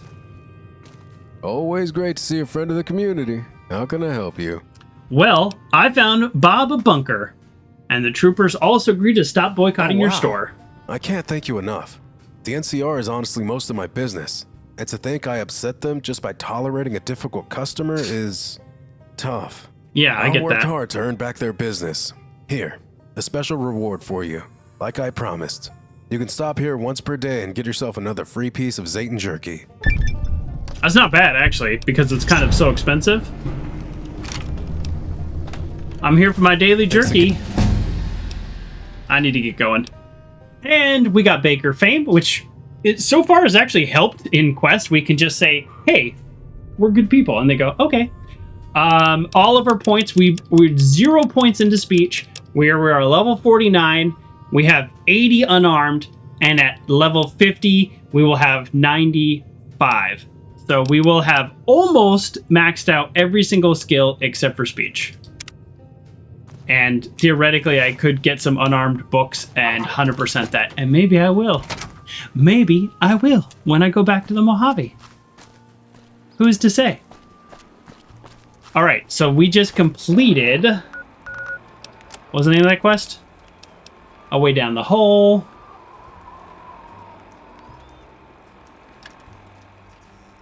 Great. Okay. We really